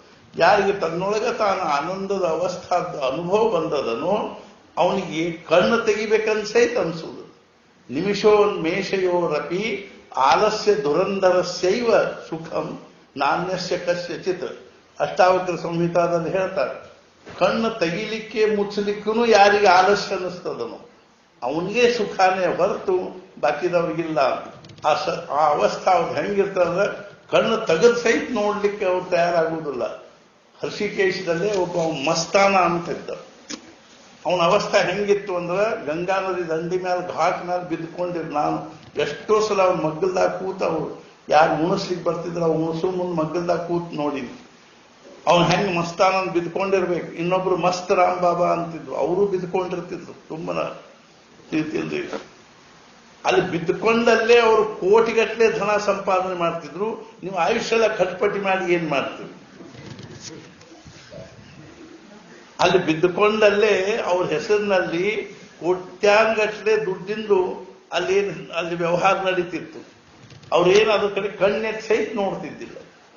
ಅಲ್ಲಿ ಎಷ್ಟೊಂದು ಆಕಳಿಗೆ ಸಂರಕ್ಷಣೆ ಆಗ್ತಿತ್ತು. ಆಕಳುಗಳದು ಅನ್ನ ಸಂತರ್ಪಣೆ, ಒಂದು ಕಡೆಗೆ 100 ಮಂದಿಗೆ ಅನ್ನ ಸಂತರ್ಪಣೆ ನಡೆದ, ಒಂದು ಕಡೆ ಗೋ ಸಂರಕ್ಷಣೆ ನಡೆದ, ಒಂದು ಕಡೆಗೆ ಅವ್ರ ಹೆಸರಿನಲ್ಲಿ ಏನೇನೋ ದೊಡ್ಡ ದೊಡ್ಡ ಬಿಲ್ಡಿಂಗ್ ಗಳನ್ನು ಕಟ್ತಾ ಇದ್ದಾರೆ. ಅವ್ರು ಸುಮ್ಮನೆ ಬಿದ್ಕೊಂಡಾರ. ಆಗ ಮಸ್ತರಾಮ್ ಬಾಬಾ ಅವರು ಸಂಸ್ಕೃತ ಪಂಡಿತರಾಗಿದ್ರು. ಅವ್ರೇನದನು ಸಂಸ್ಕೃತದ ಒಂದು ಪುಸ್ತಕ ಸಹಿತ ಬಂದ, ನನ್ನ ಕಡೆ ಅದ ಪುಸ್ತಕ. ಅರ್ಥಾತ್ ಆದ್ರೆ 24 ತಾಸು ಅವ್ರು ಏನ್ ಮಾಡ್ತಿದ್ರು, ಅವ್ರಿಗೊಂದು ಇದನ್ನು ಕಟ್ಟಿಕೊಟ್ಟಿದ್ರು. ಇಡೀ ಬೆಳಗ್ಗೆ ಎದ್ರು ಅಂದ್ರ ಒಂದು ಚಾದರ್ಗತ್ತೆ ಹಿಂಗೊಂದು ಸುತ್ತಿಕೊಂಡು ಗಂಗಾದ ದಂಡಿಗೆ ಬಿದ್ಕೊಂಡಿರ್ತಿದ್ರು. ಎಲ್ಲ ಹೃಷಿಕೇಶಕ್ಕೆ ಹೋದವನು ಮಸ್ತರಾಮ್ ಬಾಬಾನ ದರ್ಶನ ಮಾಡಲಿಲ್ಲ ಅಂದ್ರೆ ಅವನು ಹೃಷಿಕೇಶ್ ಯಾತ್ರಾ ಸಫಲ ಆದಂಗಲ್ಲ ಅಂತ. ಮತ್ತೆ ಅವ್ರ ಅವಸ್ಥೆ ಹೆಂಗಿತ್ತು ಅಂದ್ರೆ ಯಾರಾದ್ರೂ ಬಂದ ಕೂಡಲೇ ಗಂಡ ಹೆಂಡತಿ ಇಬ್ರು ಬಂದ ಕೂಡಲೇ ಗಂಡ ಏನ್ ಮಾಡ್ತಿದ್ದ, ಕಾಲು ಒತ್ತಿದ್ದ. ಹೆಂಡತಿ ಏನ್ ಮಾಡ್ತಿದ್ರು, ಅವ್ರ ತಲೆ ತೊಡಿ ಮೇಲೆ ಇಟ್ಕೊಂಡು ಆಕೆ ಏನ್ ಮಾಡ್ತಿದ್ಲು ಅಂದ್ರೆ ಕೈ ಕಾಲು ಒತ್ತಿದ್ರು. ಅರ್ಥಾತ್ ಏನಂದ್ರೆ ಅವ್ರ ಸುತ್ತಲೂ ಯಾವಾಗಲೂ ಸಾಕಷ್ಟು ಜನರು ಕೂತೇ ಇರ್ತಿದ್ರು. ಆದ್ರೆ ಅವ್ರು ಏನಂದ್ರೆ ಸುಮ್ಮನೆ ಶಾಂತ ಕೂತಿರ್ತಿದ್ರು, ಮಾತಾಡ್ತಿದ್ರು. ಆದ್ರೆ ಎಷ್ಟೋ ಸಲ ಇದು ನಮ್ಮ ಜೊತೆಗೆ ಸಾಕಷ್ಟು ಮಾತಾಡ್ತಿದ್ರು. ಅವ್ ಮಸ್ತಾನ ಅನ್ನವಂತೂ ಸುಮ್ಮನೆ ಬಿದ್ಕೊಂಡಿರ್ತಿದ್ರು. ಅವರಿಗೆ ಊಟಕ್ಕೆ ಹಾಕೋ ದೃಷ್ಟಿಯಿಂದ ಅವ್ರ ಊಟದ ವ್ಯವಸ್ಥಾ ಸಲುವಾಗಿ ಅರ್ಥಾತ್ ಗೋರಖ್ಪುರದವರು, ಗೀತಾ ಪ್ರೆಸ್ ಗೋರಖ್ಪುರದವರು ಅವ್ರು ಒಬ್ಬ ಮನುಷ್ಯನ ಇಟ್ಟಿದ್ರು. ಅವನ ಪ್ರತಿ ದಿವಸ ಒಂದು ಚಪಾತಿ, ಒಂದಿಷ್ಟು ಅನ್ನ, ಸಾರು, ಚಪಾತಿ ಏನೋ ಒಂದು ಬಡ್ಸ್ಕೊಂಡ್ಬರ್ತಿದ್ರು. ಬಡ್ಸ್ಕೊಂಡ್ಬಂದ ಆ ಮನುಷ್ಯ ಏನ್ ಮಾಡ್ಬೇಕು, ಬಾಬಾ ಮೂ ಖೋಲೋ ಅನ್ಬೇಕು. ಅವಾಗ ಆ ಬಾಯಿ ತೆಗಿಬೇಕು.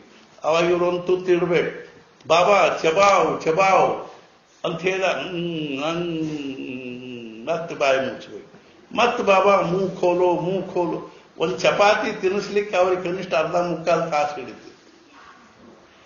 ನಮಗನಿಸ್ತದ ಏನು ಕೆಲಸ ಮಾಡದೇ ಇದ್ರೆ ಹೆಂಗ್ ಬರ್ತದ್ರಿ, ಎಲ್ಲಿದ್ ಬರ್ತದ, ದುಡ್ದಾಗ ನಮಗೆ ದುಡ್ಡು ಬರೋದು, ನಮಗೆ ಸುಮ್ಮನೆ ಇದ್ದು ಗೊತ್ತೇ ಇಲ್ಲ.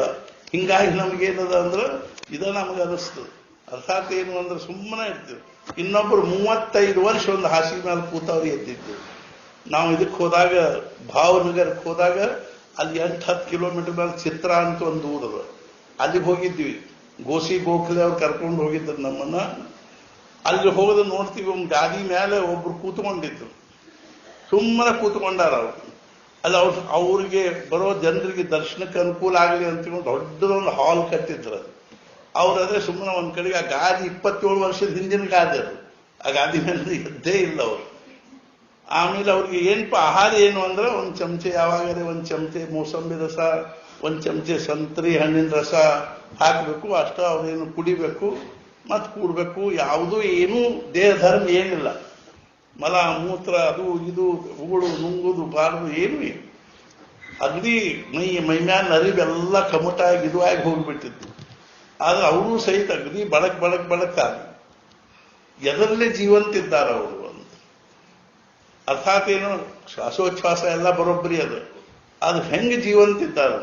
ನಾನು ಅವ್ರ ಹತ್ರ ಕೂತ್ಕೊಂಡು ಫೋಟೋನು ಅದ, ಅವ್ರನ್ನ ಕೇಳಿದೆ, मैं यहाँ बैठ सकता हूँ क्या? हाँ बैठो ಅಂತ. ಫೋಟೋ ನಿಕಾಲು ಒಂದು ಫೋಟೋ ಸಹಿತ ತೆಗೆದದ್ದು ಇರ್ಕೋ.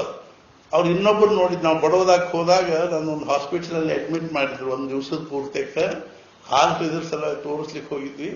ಅವಾಗ ಅವರು ಆ ಹಾಸ್ಪಿಟಲ್, ದೊಡ್ಡ ಹಾಸ್ಪಿಟಲ್ ಮಾಲಕ್ ಏನ್ ಮಾಡ್ಯಾನ, ಒಬ್ರು ಸತ್ಪುರುಷನ್ನ ಆ ಹಾಸ್ಪಿಟಲ್ ಅಲ್ಲಿ ಒಂದು ಖೋಡ್ಯಾಗ ಇಟ್ಟಿದ್ದ. ದರ್ಶನ ಮಾಡ್ಬೇಕೇಂದ್ರೆ ಮಾಡಿ ಅಡ್ಡಿಲ್ಲ ಅಂದ್ರು ನಾವು ಹೋದ್ವಿ, ಹೋಗಿ ನೋಡ್ತೀವಿ, ಬಾಗ್ಲ ತೆಗಿತೀವಿ. ಆ ಕೋಲ್ಯಾಗ ಏನಂದ್ರೆ ಏನೂ ಇಲ್ಲ, ಒಂದು ವಾಟಿಗೆ ನೀರು ಸಹಿತ ಇಲ್ಲ. ಆ ಕೋಲ್ಯಾಗ ಒಂದು ಬೆಂಚ್ ಇಟ್ಟಿದ್ರು, ಆ ಬೆಂಚಿನ ತುದಿಗೆ ಅದು ಸಹಿತ ಆ ಬೆಂಚ್ ಮೇಲೆ ಆರಾಮ್ ಕೂತಾರಪ್ಪ ಅಂತಿಲ್ಲ, ಆ ಬೆಂಚಿನ ತುದಿ ಹಿಂಗೆ ಏನದ ಕೂತ್ಕೊಂಡಿದ್ರು. ಇವ್ರು ಎಷ್ಟು ವರ್ಷ ಆತ್ರಿ ಇಲ್ದಿದ್ರು? 9 ವರ್ಷ ಆದ್ರು ಅಂತ. ಅಷ್ಟು ಕೂತಾರ, ಅಷ್ಟೇ ಕೂತಾರ. ಅವ್ ಮಾಲಕ್ ದಿನ ಬಂದು ಮುಂಜಾನೆ ಸಂಜೆ 2 ಹೊತ್ತು ಬಂದು ನಮಸ್ಕಾರ ಮಾಡ್ತಿದ್ದ. ಯಾವಾಗಲೇ ಏನಾದ್ರು ಚೂರು ಈ ಹಣ್ಣಿನ ರಸ ಕೊಡ್ತಿದ್ದಾರು, ಅದು ಸುಮ್ಮನೆ ಕೂತಾರು. ಅಹಿಸ್ವಾತ್ಮಾರಾಮಂ ವಿಷಯ ಮೃಗತೃಷ್ಣ ಭ್ರಮಯತಿ. ಸುಮ್ಮನೆ ಕೂಡ್ಲಿಕ್ಕೆ ಬಂದ್ರೆ ಜಗತ್ತ ಅವನ ಮುಂದೆ ಅಡ್ಡ ಬೀಳುತ್ತದೆ. ನಮಗೆ ಸುಮ್ಮನೆ ಕೂಡ್ಲಿಕ್ಕೆ ಬರೋದಕ್ಕೆ ನಮ್ಮನ್ನು ಯಾರು ಕೇಳುವುದೇ ಇಲ್ಲ ಪ್ರಪಂಚದಾಗ.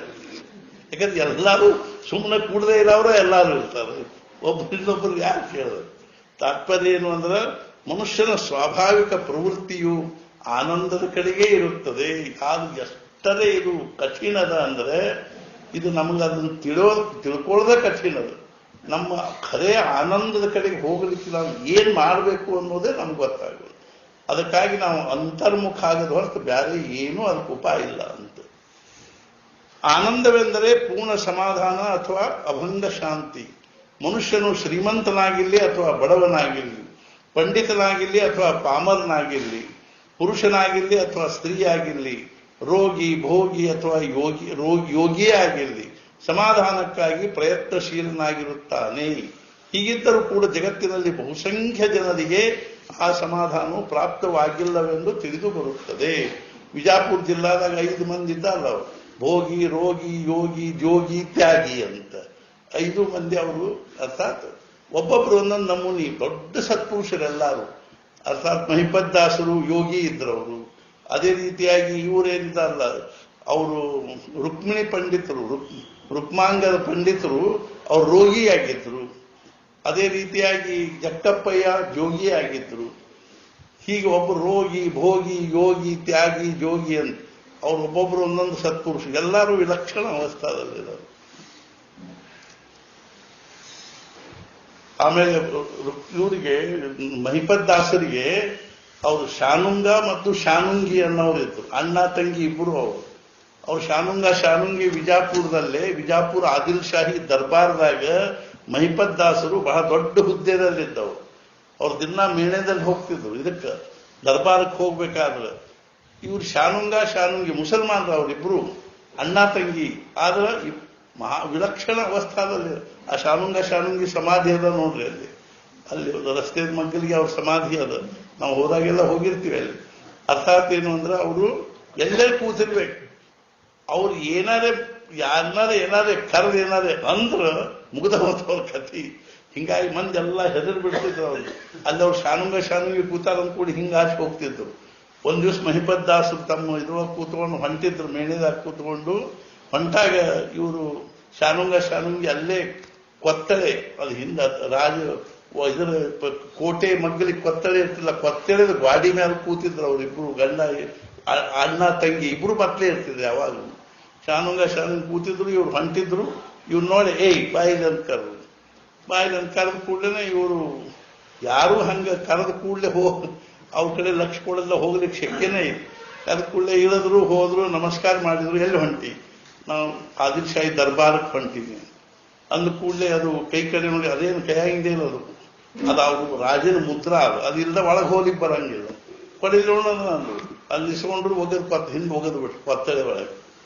ಇವ್ರಿಗೆ ಗಾಬರಿ ಆಗಿಬಿಟ್ರು. ಕೂಡಲೇ ಅವರಂದ್ರು, ಇಷ್ಟ್ಯಾಕೆ ಗಾಬರಿ ಆಗಿದೆಯಾ?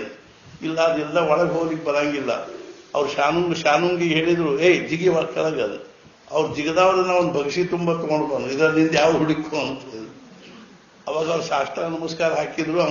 ಅವಂದ್ಯಾಕೆ ಸೇವಾ ಮಾಡ್ತೀವಿ? ಭಗವಂತನ ಸೇವಾ ಮಾಡೋದು ಜನ್ಮ ಉದ್ಧಾರ ಆಗಿ ಹೋಗ್ತದೆ. ಅವತ್ತ ಬಿಟ್ಬಿಟ್ರು. ನಮಗೆ ಎಷ್ಟರೇ ಪ್ರಪಂಚದ ವಿಷಯ ಬೇಕು ಅಂತಿಲ್ಲ.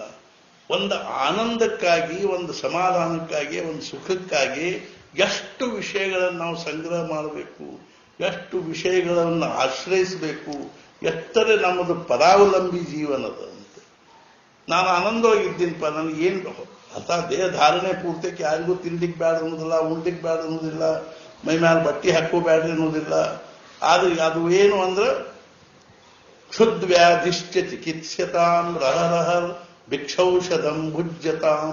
ಕ್ಷುತ್ ಅಂದ್ರೆ ಒಂದು ವ್ಯಾಧಿ ಇತ್ತಂದ್ರೆ, ಹಸಿವು ಅಂದ್ರೆ ಒಂದು ವ್ಯಾಧಿ, ಅದ್ರ ಚಿಕಿತ್ಸೆ ಮಾಡ್ಬೇಕು. ಹೆಂಗಂದ್ರೆ ಭಿಕ್ಷೌಷಧಂ ಭುಜ್ಯತಾಂ. ಭಿಕ್ಷಾ ಅನ್ನೋದೇ ಔಷಧ. ಆ ಭಿಕ್ಷಾನ್ನವನ್ನು ಉಂಟು ಕ್ಷುತ್ ಅನ್ನುವಂಥ ಹಸಿವೆ ಅನ್ನುವಂಥ ವ್ಯಾಧಿಯನ್ನ ನಿವಾರಣೆ ಮಾಡಿಕೊಡ್ರಿ ಅಂತ ಶಂಕರಾಚಾರ್ಯ. ಕ್ಷುದ್ವ್ಯಾಧಿಶ್ಚ ಚಿಕಿತ್ಸತಾಂ ಅಹರಹರ್ ಭಿಕ್ಷೌಷಧಂ ಭುಜ್ಯತಾಂ. ನಮಗೆ ಅದಾಗಬೇಕು, ಇದಾಗಬೇಕು, ನಮ್ಗೆ ಎಷ್ಟರೇ ಪ್ರಕಾರಗಳು, ನಮ್ಮ ಆನಂದ ಎಷ್ಟರೇ ಪರಾವಲಂಬಿ ಅದ ಅಂತ. ಸಮಾಧಾನಕ್ಕೆ ಹೀಗಿದ್ದರೂ ಕೂಡ ಜಗತ್ತಿನಲ್ಲಿ ಬಹುಸಂಖ್ಯ ಜನರಿಗೆ ಆ ಸಮಾಧಾನವು ಪ್ರಾಪ್ತವಾಗಿಲ್ಲವೆಂದು ತಿಳಿದು ಬರುತ್ತದೆ. ಮನಸ್ಸು ಅಸ್ವಸ್ಥಾತು ಅಂದ್ರೆ ಸಮಾಧಾನ ಇಲ್ಲ ಅಂತ ಅರ್ಥ. ಯಾವುದೇ ಕಾರಣದಿಂದ ಮನಸ್ಸಿಗೆ ಸಿಟ್ಟು ಬಂದ್ರೆ, ಶೆಡು ಬಂದ್ರೆ, ಮನಸ್ಸು ಅಸ್ವಸ್ಥ ಆದರೆ, ಕ್ಷುಬ್ಧ ಆದರೆ ನಮಗೆ ಸಮಾಧಾನ ಇಲ್ಲ. ನಮಗೆ ಸಮಾಧಾನ ಇಲ್ಲ ಅನ್ನೋಕ್ಕಿಂತಲೂ ನಮಗೆ ಸಮಾಧಾನದ ರಹಸ್ಯ ಗೊತ್ತಾಗಿಲ್ಲ ಅಂತ.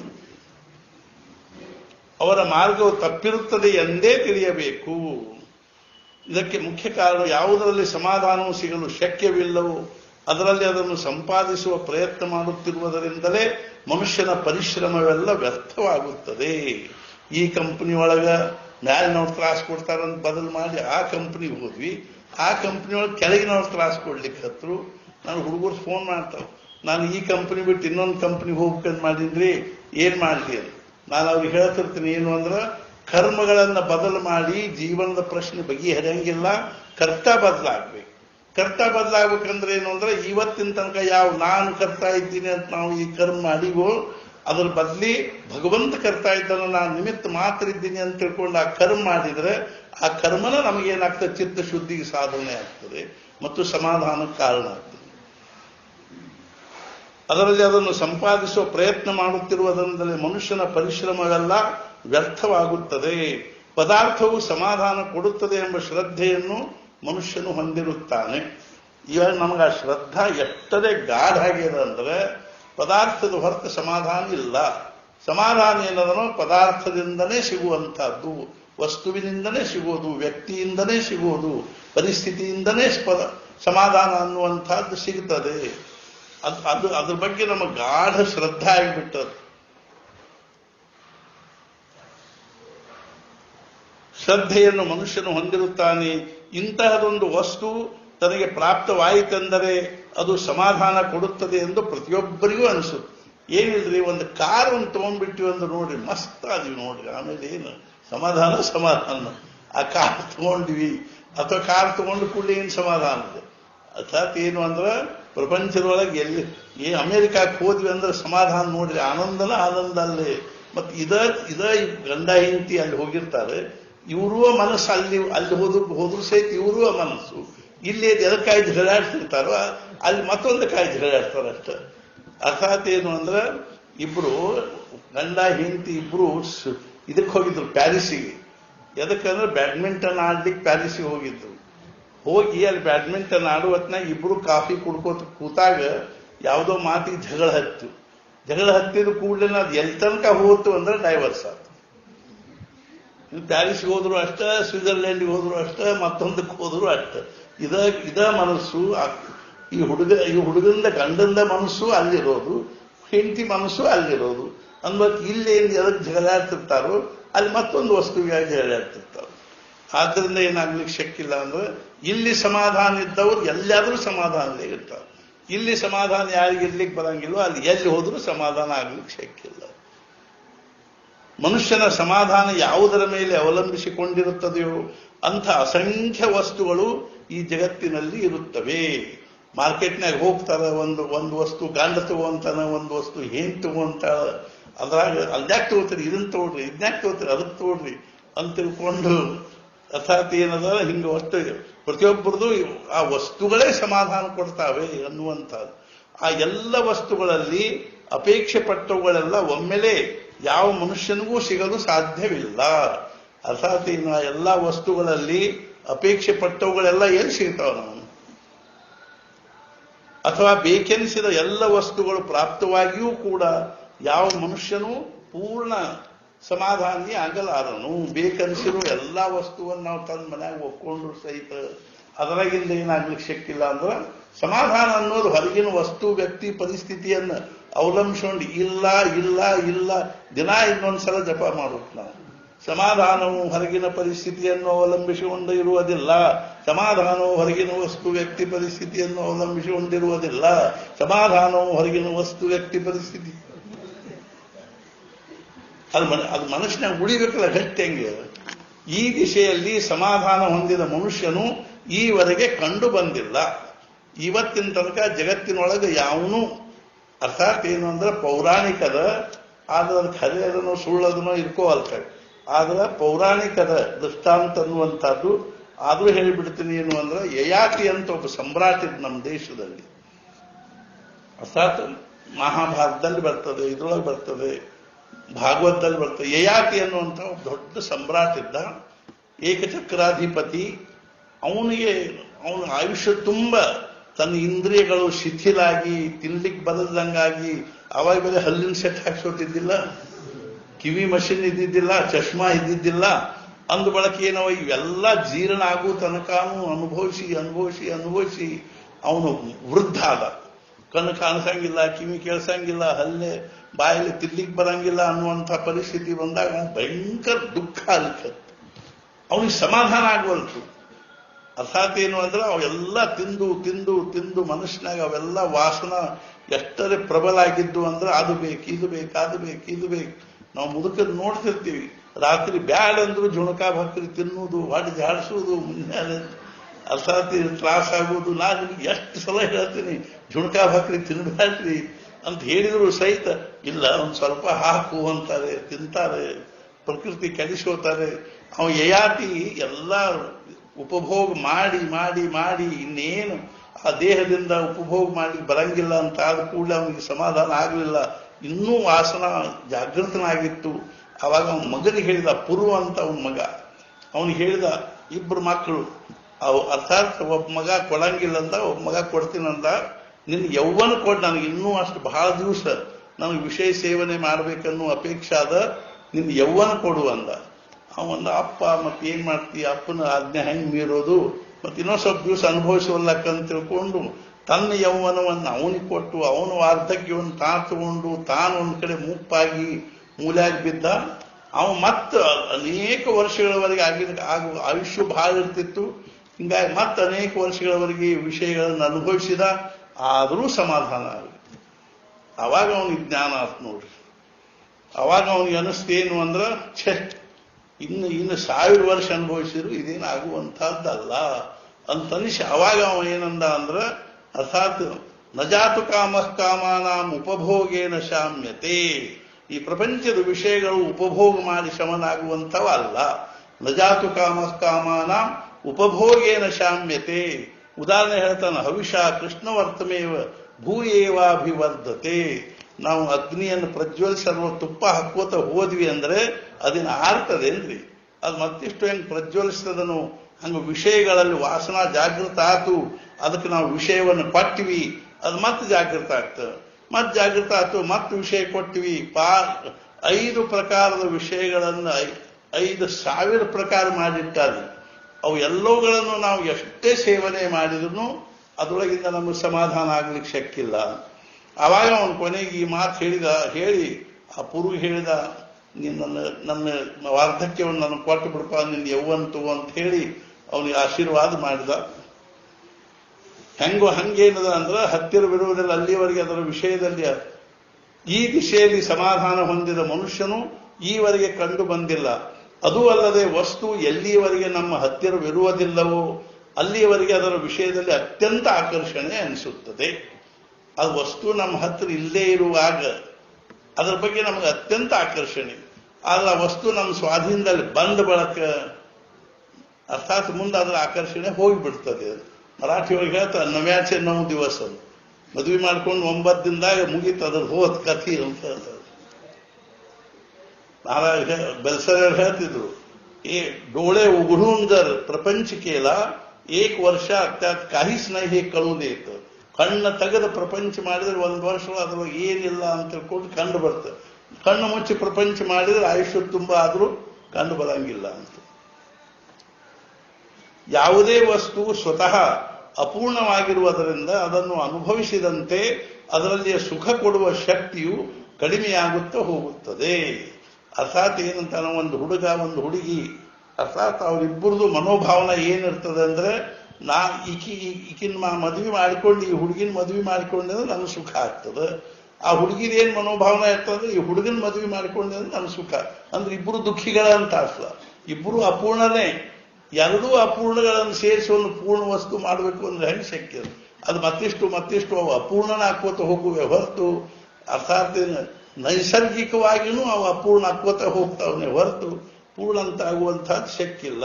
ಹೆಂಗೆ ಶರೀರ ಅನ್ನುವಂಥದ್ದು ಜೀರ್ಣ ಹಾಕೋತ ಹೋಗ್ತದನೋ ಹಂಗಂಗ ಸುಖ ಅನುಭವಿಸುವಂತ ಸಾಮರ್ಥ್ಯನು ಕಡಿಮೆ ಹಾಕೋತ ಹೋಗ್ತದೆ.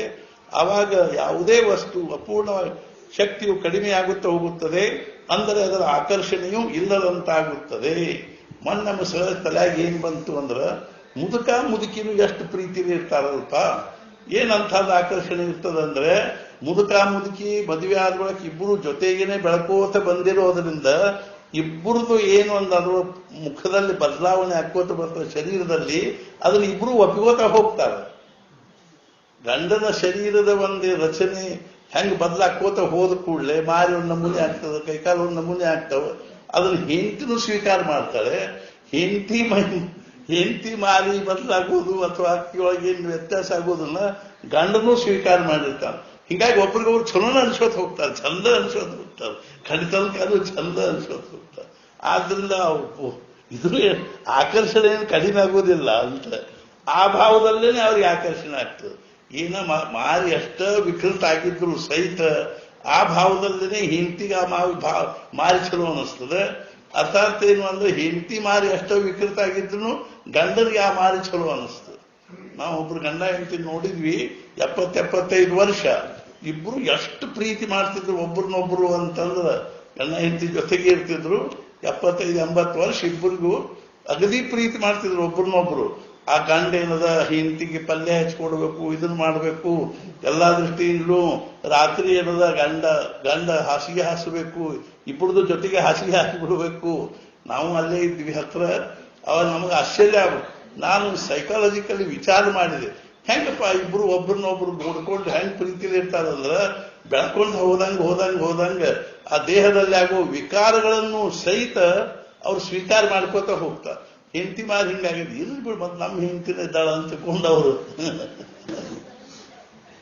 ಗಂಡನ ಮಾರಿ ಹಿಂಗಾಗಿಲ್ಲ ಅದ್ ಕೂಡ ಪ್ಯಾರಲೈಸಿಸ್ ಆಗಿರ್ತದ, ಏನೇನೋ ಆಗಿರ್ತದ, ಮುಗಿನ ಸುಮ್ಮನೆ ಬರ್ತಿರ್ತದ, ಹಾಗೂ ಸಹಿತ ಅದ ಭಾವ ಇರ್ತದೆ.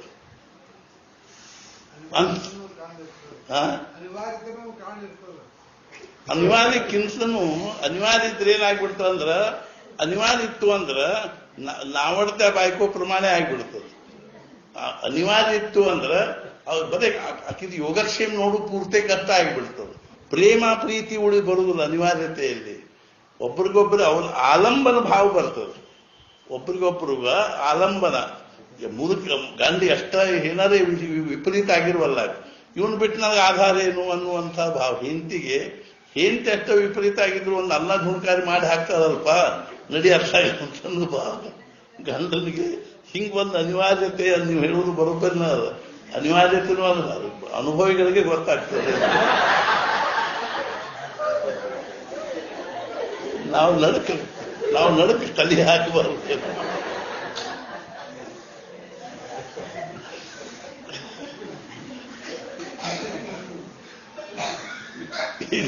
ಮುಂದೆ ಹೇಳ್ತಾರೆ ನೋಡ್ರಿ ಅವರು, ಯಾವುದೇ ವಸ್ತು ಸ್ವತಃ ಅಪೂರ್ಣವಾಗಿರುವ ಶಕ್ತಿಯು ಕಡಿಮೆ ಆಗುತ್ತಾ ಹೋಗುತ್ತದೆ, ಅಂದರೆ ಅದರ ಆಕರ್ಷಣೆಯೂ ಇಲ್ಲದಂತಾಗುತ್ತದೆ. ಅದೇ ರೀತಿ ನಮ್ಮ ಮನಸ್ಸಿನ ಭೂಮಿಕೆಯಲ್ಲಿ ವ್ಯತ್ಯಾಸ ಉಂಟಾದಂತೆ ಬೇರೆ ಬೇರೆ ವಸ್ತುಗಳು ನಮ್ಮ ಮನಸ್ಸನ್ನು ಆಕರ್ಷಿಸುತ್ತವೆ. ಇದಲ್ಲ ಅದು ಅದಲ್ಲ ಇದು ಹಿಂಗ ನಮ್ಮ ಮನಸ್ಸಿನ ಬೇರೆ ಬೇರೆ ವಸ್ತುಗಳನ್ನು ಆಕರ್ಷಣೆ ಮಾಡ್ಲಿಕ್ಕೆ ಹತ್ತದ. ಬಾಲ್ಯದಲ್ಲಿ ಆಟಿಕೆ, ಮೊಳೆ, ಕಾಜು, ಗುಂಡು ಮೊದಲಾದವುಗಳು ಬಹಳ ರುಚಿಸುತ್ತವೆ ಹಾಗೂ ಬೇಕೆನಿಸುತ್ತವೆ. ಮುಂದೆ ಅವುಗಳ ವಿಷಯದಲ್ಲಿ ಕಿಂಚಿತ್ತೂ ಆಕರ್ಷಣೆ ಉಳಿಯುವುದಿಲ್ಲ. ತಾರುಣ್ಯದಲ್ಲಿ ಹಾಗೂ ವಾರ್ಧಕ್ಯದಲ್ಲಿ ಭಿನ್ನ ವಸ್ತುಗಳು ಮನಸ್ಸನ್ನು ಸೆಳೆಯುತ್ತವೆ. ವಸ್ತುಗಳು ಸ್ವಭಾವತಃ ಅಶಾಶ್ವತ ಹಾಗೂ ಪರಿವರ್ತನಶೀಲಿರುವುದರಿಂದ ಅವುಗಳು ನಾಶವಾಗುವ ಅಥವಾ ಸುಖ ಕೊಡುವುದರಲ್ಲಿ ಅಸಮರ್ಥವಾಗುವ ಭಯವಿರುತ್ತದೆ. ವಸ್ತುವಿನಿಂದ ಸುಖವನ್ನು ಅನುಭವಿಸುವ ನಾನು ಅಹಂ ಎಂಬುದಕ್ಕೂ ಈ ನಿಯಮವು ಅನ್ವಯಿಸುತ್ತದೆ. ಅದು ಕೂಡ ದಿನ ಕಳೆದಂತೆ ಬೆಳೆಯತೊಡಗುತ್ತದೆ. ಈ ವಿಷಯ ಸ್ವಲ್ಪ ಸೂಕ್ಷ್ಮದ, ಅದನ್ನ ಮತ್ತೆ ಮುಂದಿನ ವಾರ ಏನದ ವಿಶೇಷವಾಗಿ ವಿಶ್ಲೇಷಣೆ ಮಾಡುವ. ಬೆಳೆಯುವ ವಯಸ್ಸಿನೊಂದಿಗೆ ಅದರ ಸುಖವನ್ನು ಅನುಭವಿಸುವ ಶಕ್ತಿಯೂ ಕೂಡ ಸ್ವಾಭಾವಿಕವಾಗಿ ಕ್ಷೀಣವಾಗುತ್ತದೆ.